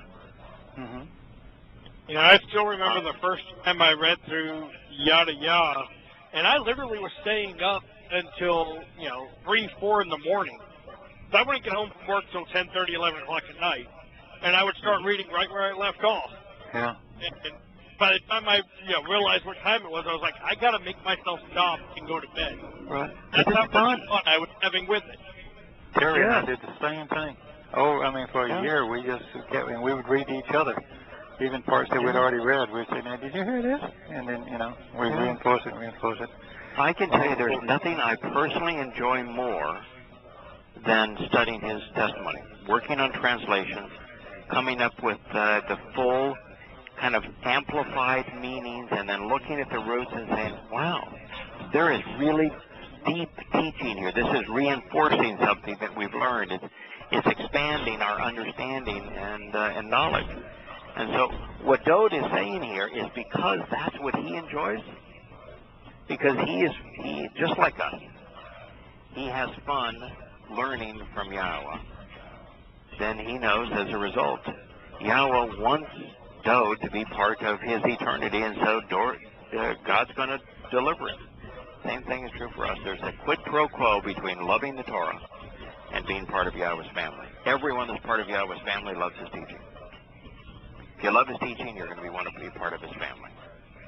The Christian view of salvation is almost like a relief to be saved, whereas this is just this guy's happy. I mean, this guy's thrilled with the process. He's just enjoying the whole trip. But he's even saying here, okay, Yahweh, you're saving me. Guess what I get to do? I get to play. Yippee. This is great. Yeah. This is great because now I get to enjoy, I get to spend all of my time thrilled with and passionate about learning from you. And by the way, I agree with Craig there. It's like the whole concept of all this joyousness is this bottom line. It's sort of the base, salvation. Yeah. I'm not taken with that. You know what? And what's interesting here is he does have salvation again in this comment, but salvation was the means to something. Salvation here was the means to a passionate and enjoyable experience learning from Yahowah's teaching. Yeah, well, that was a basic step. It wasn't the end result, that's for sure. And that's, you know, if all I had to look forward to is the drudgery of my life going on forever, I just cash in right now, you know. Right. Yeah, you know, I desire your salvation, your deliverance, your freedom, Yahowah. Why? Because your Torah makes me happy, brings me pleasure. My soul is literally and continually restored and kept alive by choice, and it elects to incessantly reflect your light, because your means to resolve disputes and achieve justice genuinely and continually assist me. Well, there's the fourth. I mean, Dode's been consistent all the way through here. There's four things you need to pay attention to, and here's the fourth. He's stated choke, pakudim, mitzvot, and now he's got the fourth, mitzvah. Excuse me, he's had mitzvah, now he's got the fourth, mitzvot, which is the means to resolve disputes and achieve justice. The Moed Mikra. Right, the Moed Mikra. Exactly. My soul is literally and continually restored. Why? How does God restore a soul? By the way of the mitzvot, the means to resolve disputes. What is the means to resolve disputes? It's Pesach and Matzah, which leads to Bakudim and Shabuah. Right? Yeah, but yet any soul that doesn't attend the rest, I mean, you know, they have to take all the 6 steps to get to the 7th. I mean, they're going to be cut out. Whether they want to decide that the day Yahweh fulfills his promise to Abraham is important or not, on Yahweh's calendar it's pretty important, you know. Do you think you can jump in this path at the 5th step? I mean, how many people can jump into this path at step 5 and without being made immortal, without being perfected, without being adopted, without being enriched and empowered, they're going to become troubadours? You're going to start at step 5? No, of course not. No. Are you going to start at step 6? Are you going to start at step 7 and then go backwards? No.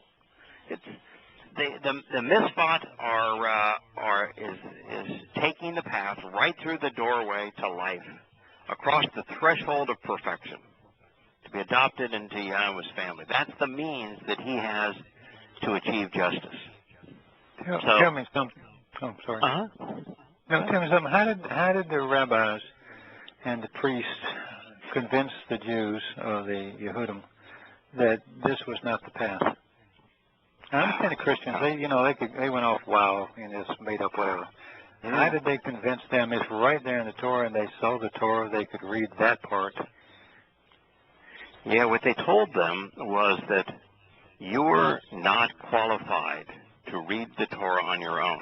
That only someone who has been trained as a scholar in the Torah is capable of analyzing it and making sense of it, and then it's the historical analysis and arguments of the scholars and rabbis of the past that provide the insights that you should read. So you should study the Talmud and the Mishnah, because you're not qualified to read the Torah and understand it on your own. So if you were to meet with a religious Jew, they would universally say, you're not qualified, you're not a scholar. You need to learn from the scholars. That's how they pull it off. And so what's the scholar trying to do? Say, you're too dumb to figure it out on your own. You need to listen to me. I just can't believe they'd buy it. And the large numbers that they did, it should have been a sect somewhere, a group of people somewhere who said, no. What's the most popular religion in the world? Christianity. I understand that. Can't be saying the same thing about I, Paul, say? Yeah, but I, Paul, say, exactly. Yeah. Don't listen to God. People, he can't save. But I, Paul, say, God couldn't save you, but I figured out a way to save you. Listen to me. That just floors me. Yeah. But he says, my soul is continually restored and kept alive, and elects to always reflect your light. Your light. You know, the very thing that causes us to be infinite is we become light. So he's describing the means not only to be perfected, but to become immortal. Our soul reflects light, Yahweh's light, because your means to resolve disputes and achieve justice genuinely and continually assist me. That's the proper perspective. Dode's not saying that he did something that resolved the disputes. He's just saying that, no, it's Yahweh's your light, restores my soul, and is the means to which you make me perfect. You know, if Yahweh shines his light on you, whatever darkness you might have had is just obliterated. It's gone now. Yeah. It's gone now.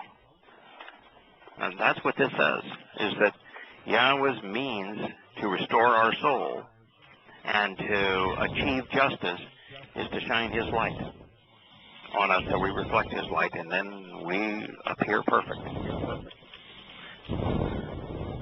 And he says, I had wandered about like a lost sheep.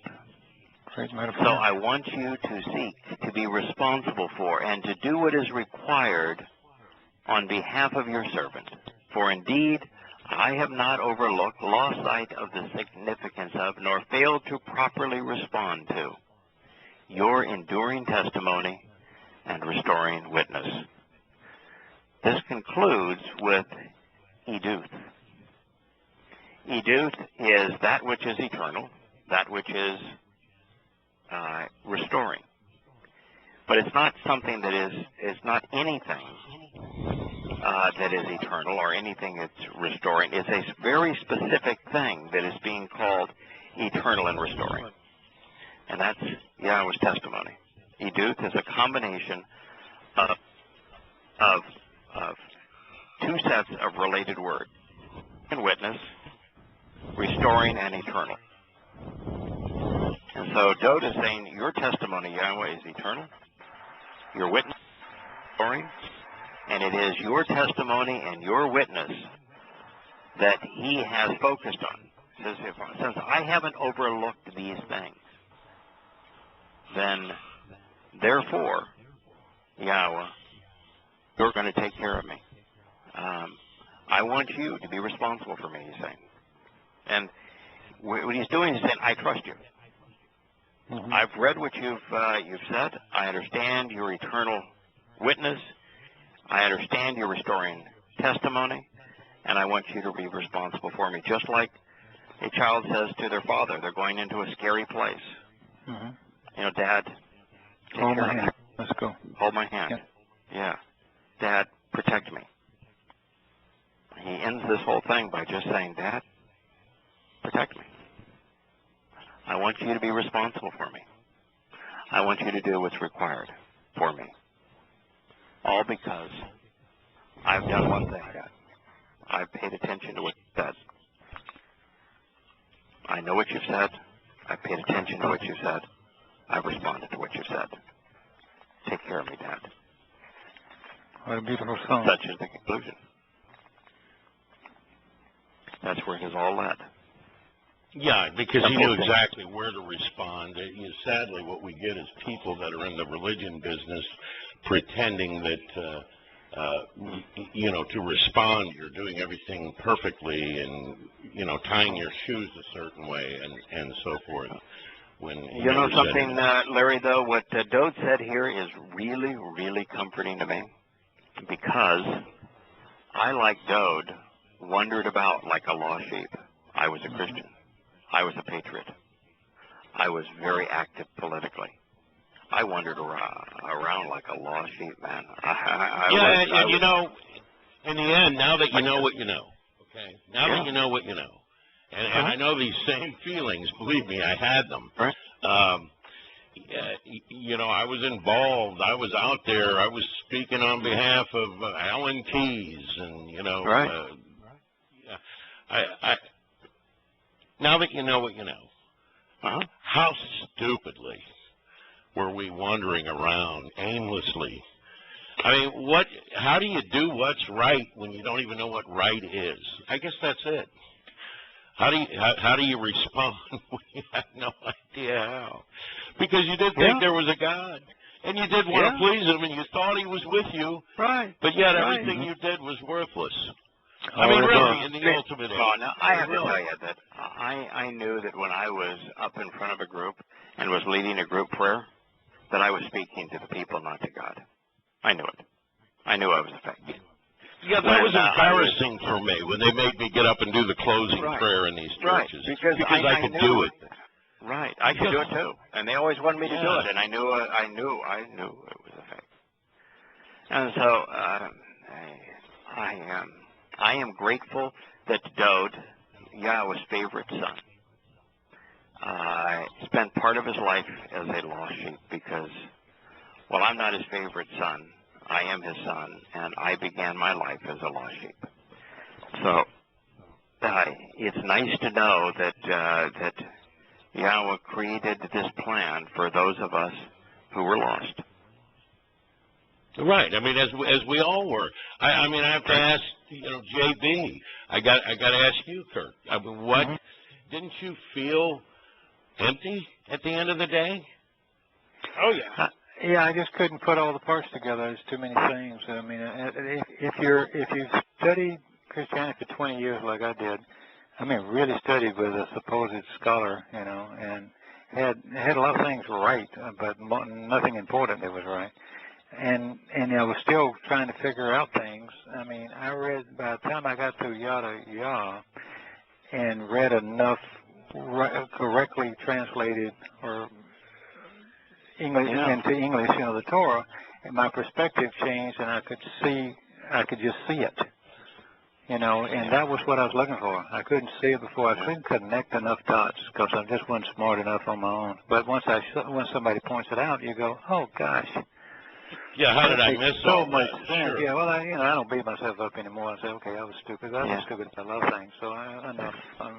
Yeah, I went where I beat myself up too. Yeah, but I mean, I understand. I understand I was dumb, but gosh, thank goodness. I think it's important that we go through the beat ourselves up phase, though.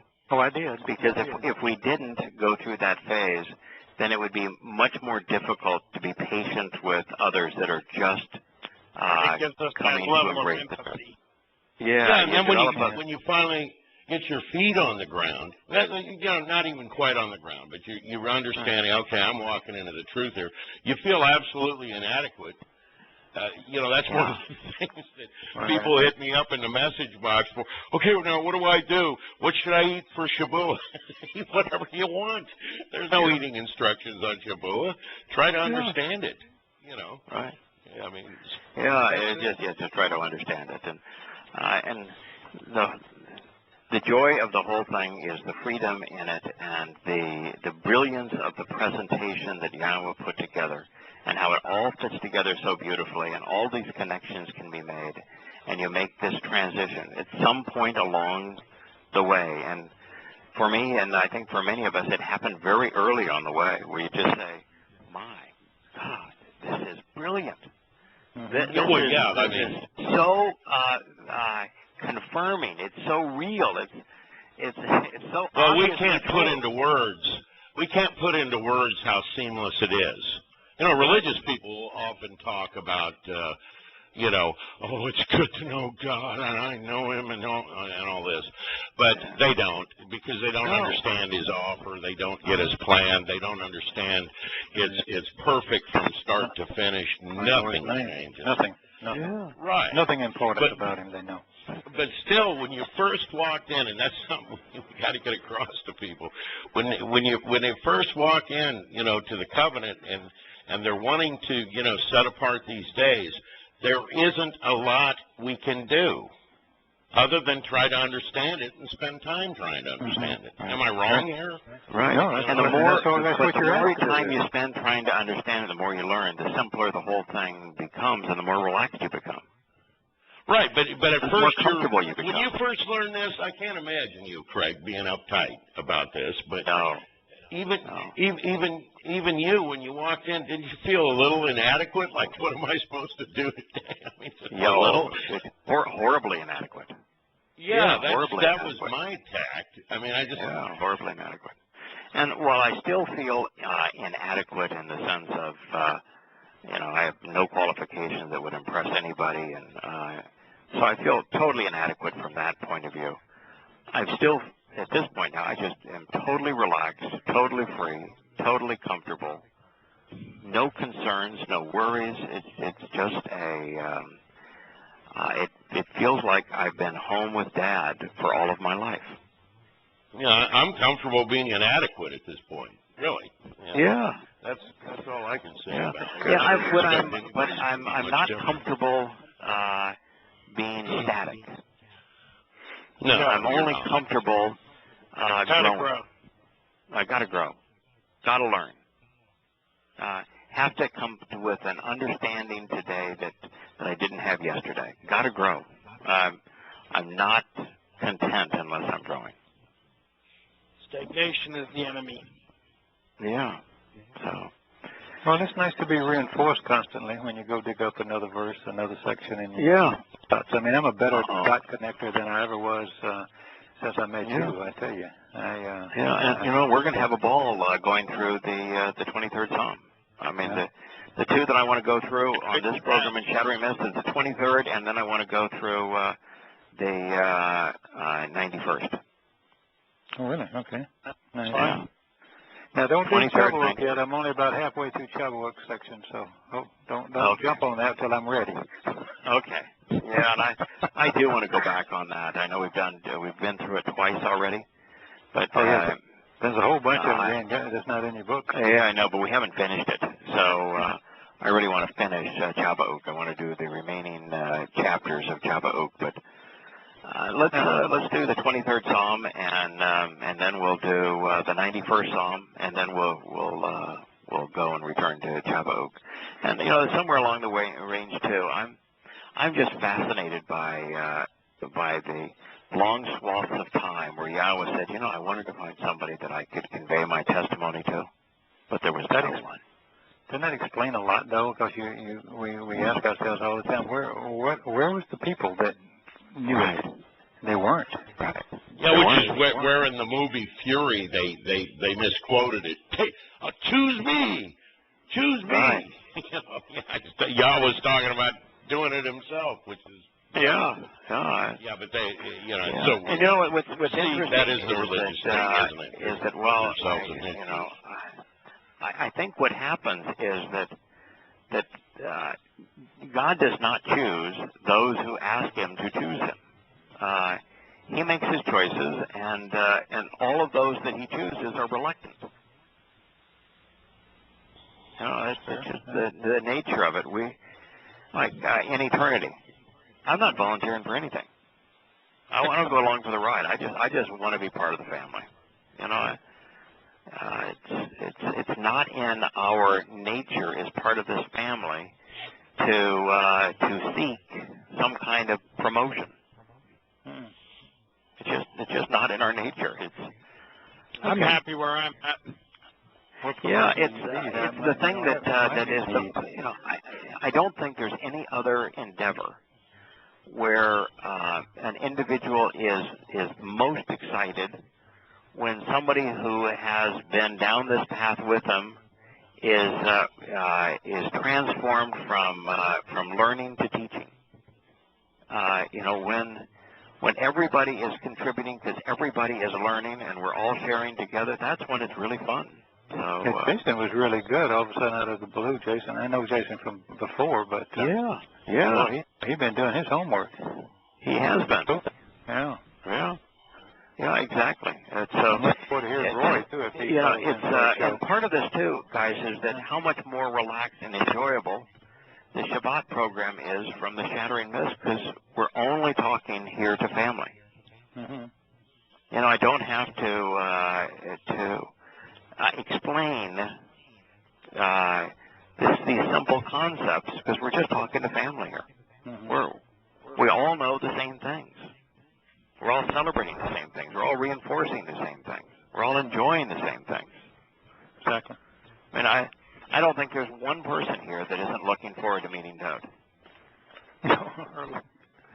No, I don't think there's one person listening tonight that doesn't know, understand, and hasn't already accepted the terms and conditions of the covenant. I wouldn't think so. Maybe a handful of space who happen to come along. Some new folks up here.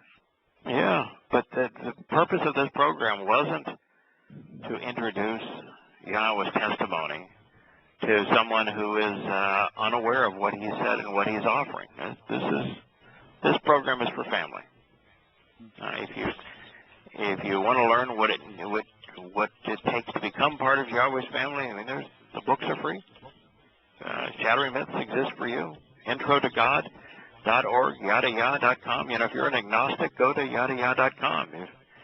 If you really want to know what God said because you know that God exists, go to IntroToGod.org. If you're still a Christian but know there's something dreadfully wrong with the religion, you've got an open mind, go to QuestioningPaul.com. Be prepared to change your life, though. Yeah, be prepared to change your life. Yeah, I was reading the beginning of Questioning Paul today, and it basically said that, are you prepared to change your life? Oh, did it? Or to have your life changed? Yeah. Wait, why do you not have on Shattering Myths, why do Christian people not call in? Yeah, it's amazing. We've only had one. Only had one. In the 3 years I've been doing it, I've only had one Christian call in. I mean, they know who you are. Yeah. People know who you are. Absolutely. Oh, yeah. Well, they ought to call in and beat you down with the words of Yahweh, but they can't.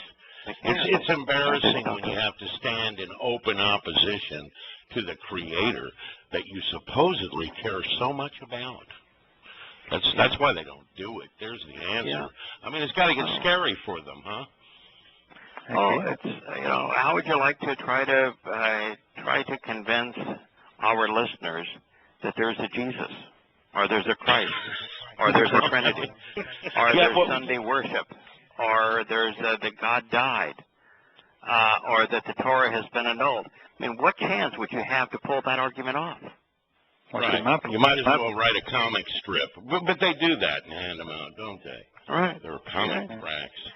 I mean, my problem is, as a Christian, I knew most of that was not true. Yeah. So, I mean, when I read the first 20 pages, I said, I knew that was right, I knew that's right, he's right there, he's right there, he's right there, the other part's right, and I'm really screwed up. Yeah, and that's why the new chapter 1 of Questioning Paul says, here's the 20 biggest lies of Christianity. Let's just go through them one after another. And there is no chance whatsoever that any one of these lies is true. No. Try it. You think you got a really good Christian debater? Have them call in. It's not because I'm smart. If you can find one who has the cojones to go toe-to-toe with you. Well, it's not with me. It's just with with God's word. Some to understand about Yahowah. Yeah. And you find me a Christian who has the wherewithal to go toe-to-toe with God's word. There you go. I don't even know how you deal with. Yeah, I don't even know how you deal with Hasatan being called Lord and then calling Yahweh Lord. Right. You can't deal with that. That's a end of the conversation right now. Well, especially when you got Yahweh saying he hates to be called Lord. Exactly. I mean, let's top it off with that. There's a cherry on top. Or just deal with what our good friend Don always says. He says, just go back to the Sermon on the Mount. When they want to talk about Paul, then who was the sheep in wolf's clothing? Or who was the wolf in sheep's clothing? Who was the false apostle of Ephesus? Who was the one who Yahweh was talking about, Yahshua was talking about, that would claim to have seen him in the wilderness that we should not follow? Who was the one that he said would try to negate the Torah and destroy even the elect? Why don't you tell me who that is if it's not Paul? Yeah. Who else meets that criteria? Yeah, that's a stunning Who was Yahweh reality, talking about in Chapa Oak? Yeah. Yeah, the guy whose name will be Sheol, This guy will be present during the fulfillment of the Moed. Right. This guy will mislead many Gentiles. Right. This guy will be proud and puffed up. This guy will talk in a circular fashion. And this guy will have people meeting all over the world in his name. And that's what goes on. Yeah. And they're studying what? They're studying Romans. They're studying Acts. And Acts, of course, is Luke writing down what Paul told him. So everything they do centers around Paul. Every now and then they might even bring up a prophet and misquote it. You know, like a tell me, one-liner. how can God inspire somebody to contradict him? Well, I say on its face, look, when I see a name like Eliah or Daniel or Zachariah or Yashaya, and then I see, and here comes Paulos, he who is lowly and little. You know, Yahweh puts a lot into a name. His name's so important to him, he says he's going to give us one that only we'll know. And, I mean, it's just an awesome, he puts a great emphasis on names, especially his own. And he's going to name a guy, this guy represents me, his name is he who is lowly and little. Oh, well, just think about that. What did Yosha say? The single most important line, I think, that Yosha ever uttered. I came in my Father's name, which means his name is Yosha. I came in my Father's name, and you've not accepted me. But one will come in his own name. Who do we know that claimed to speak for God, that changed his name, that came in his own name as opposed to the name he was given? Only one. And him you will accept. Paulos. Every time. There's only one person in all of human history that meets the criterion that God's warning us about. And although they changed Yahuchanan to John, and although they changed Mattanyahu to Matthew, and although they changed Jacob to James, they did all, and Shimon to the place where all these idols are found in Petrus. You know? Oh boy, that's really awful. Then, they did that. They didn't. The disciples themselves didn't do it. The religious copy editors did. But I'll tell you one name they kept straight, and that was Paulos. You got it. That's the only name they kept straight. As a matter of fact. They even changed Shimon to Peter. They changed everybody's name. They changed Yosha to Jesus. Yeah, right. They changed everybody's name except Paul. Yeah. He came in his own name. In the book named after the sun goddess, Biblia. Yeah. Wow. Writing his own New Testament. Anybody who's called in a debate now. Well, anybody who's straight and honest. I mean, Yahweh puts a great emphasis on names. I mean, a huge emphasis on names. If people, people may not respect names here in America, and maybe they don't mean anything here. I don't know. Well, I have no idea what English. It doesn't mean anything in English most of the time. Yeah, I have no idea what Larry means as an example. I have no idea at all. But I'll tell you, Yahweh puts a great emphasis on names, and to claim that the guy who's speaking in opposition to everything he ever said is named he who is lowly and little. If you can't get around that one, I mean, if you can't sit down and see that for what it is, you're a lipstick below a moron. You don't know when Yahweh lifts us up, is it to make us lowly and little? What is the purpose of Shabbat? To enlighten us, make us bigger, better, empower us, to make us really big. Really big, really powerful. Yeah. All right, guys, I got an early day tomorrow. Still trying to work out some things in Ohio so that I can be a grandpa. My wife can be a grandma. So we're leaving tomorrow morning at 7. No, 2 of them have fallen through during the inspection phase. So we're going back to look again tomorrow and leaving really early. So we'll have to see how it all plays out. Enjoy some time with the family. Yeah. So thank you. Yeah, I look forward to being with you all on Monday and again on this Shabbat. Okay. Happy Shabbat. Take care to all of you. Okay. Good. Thank you, guys. Good Shabbat to all of you. Bye-bye. Thank you. Bye-bye. Bye.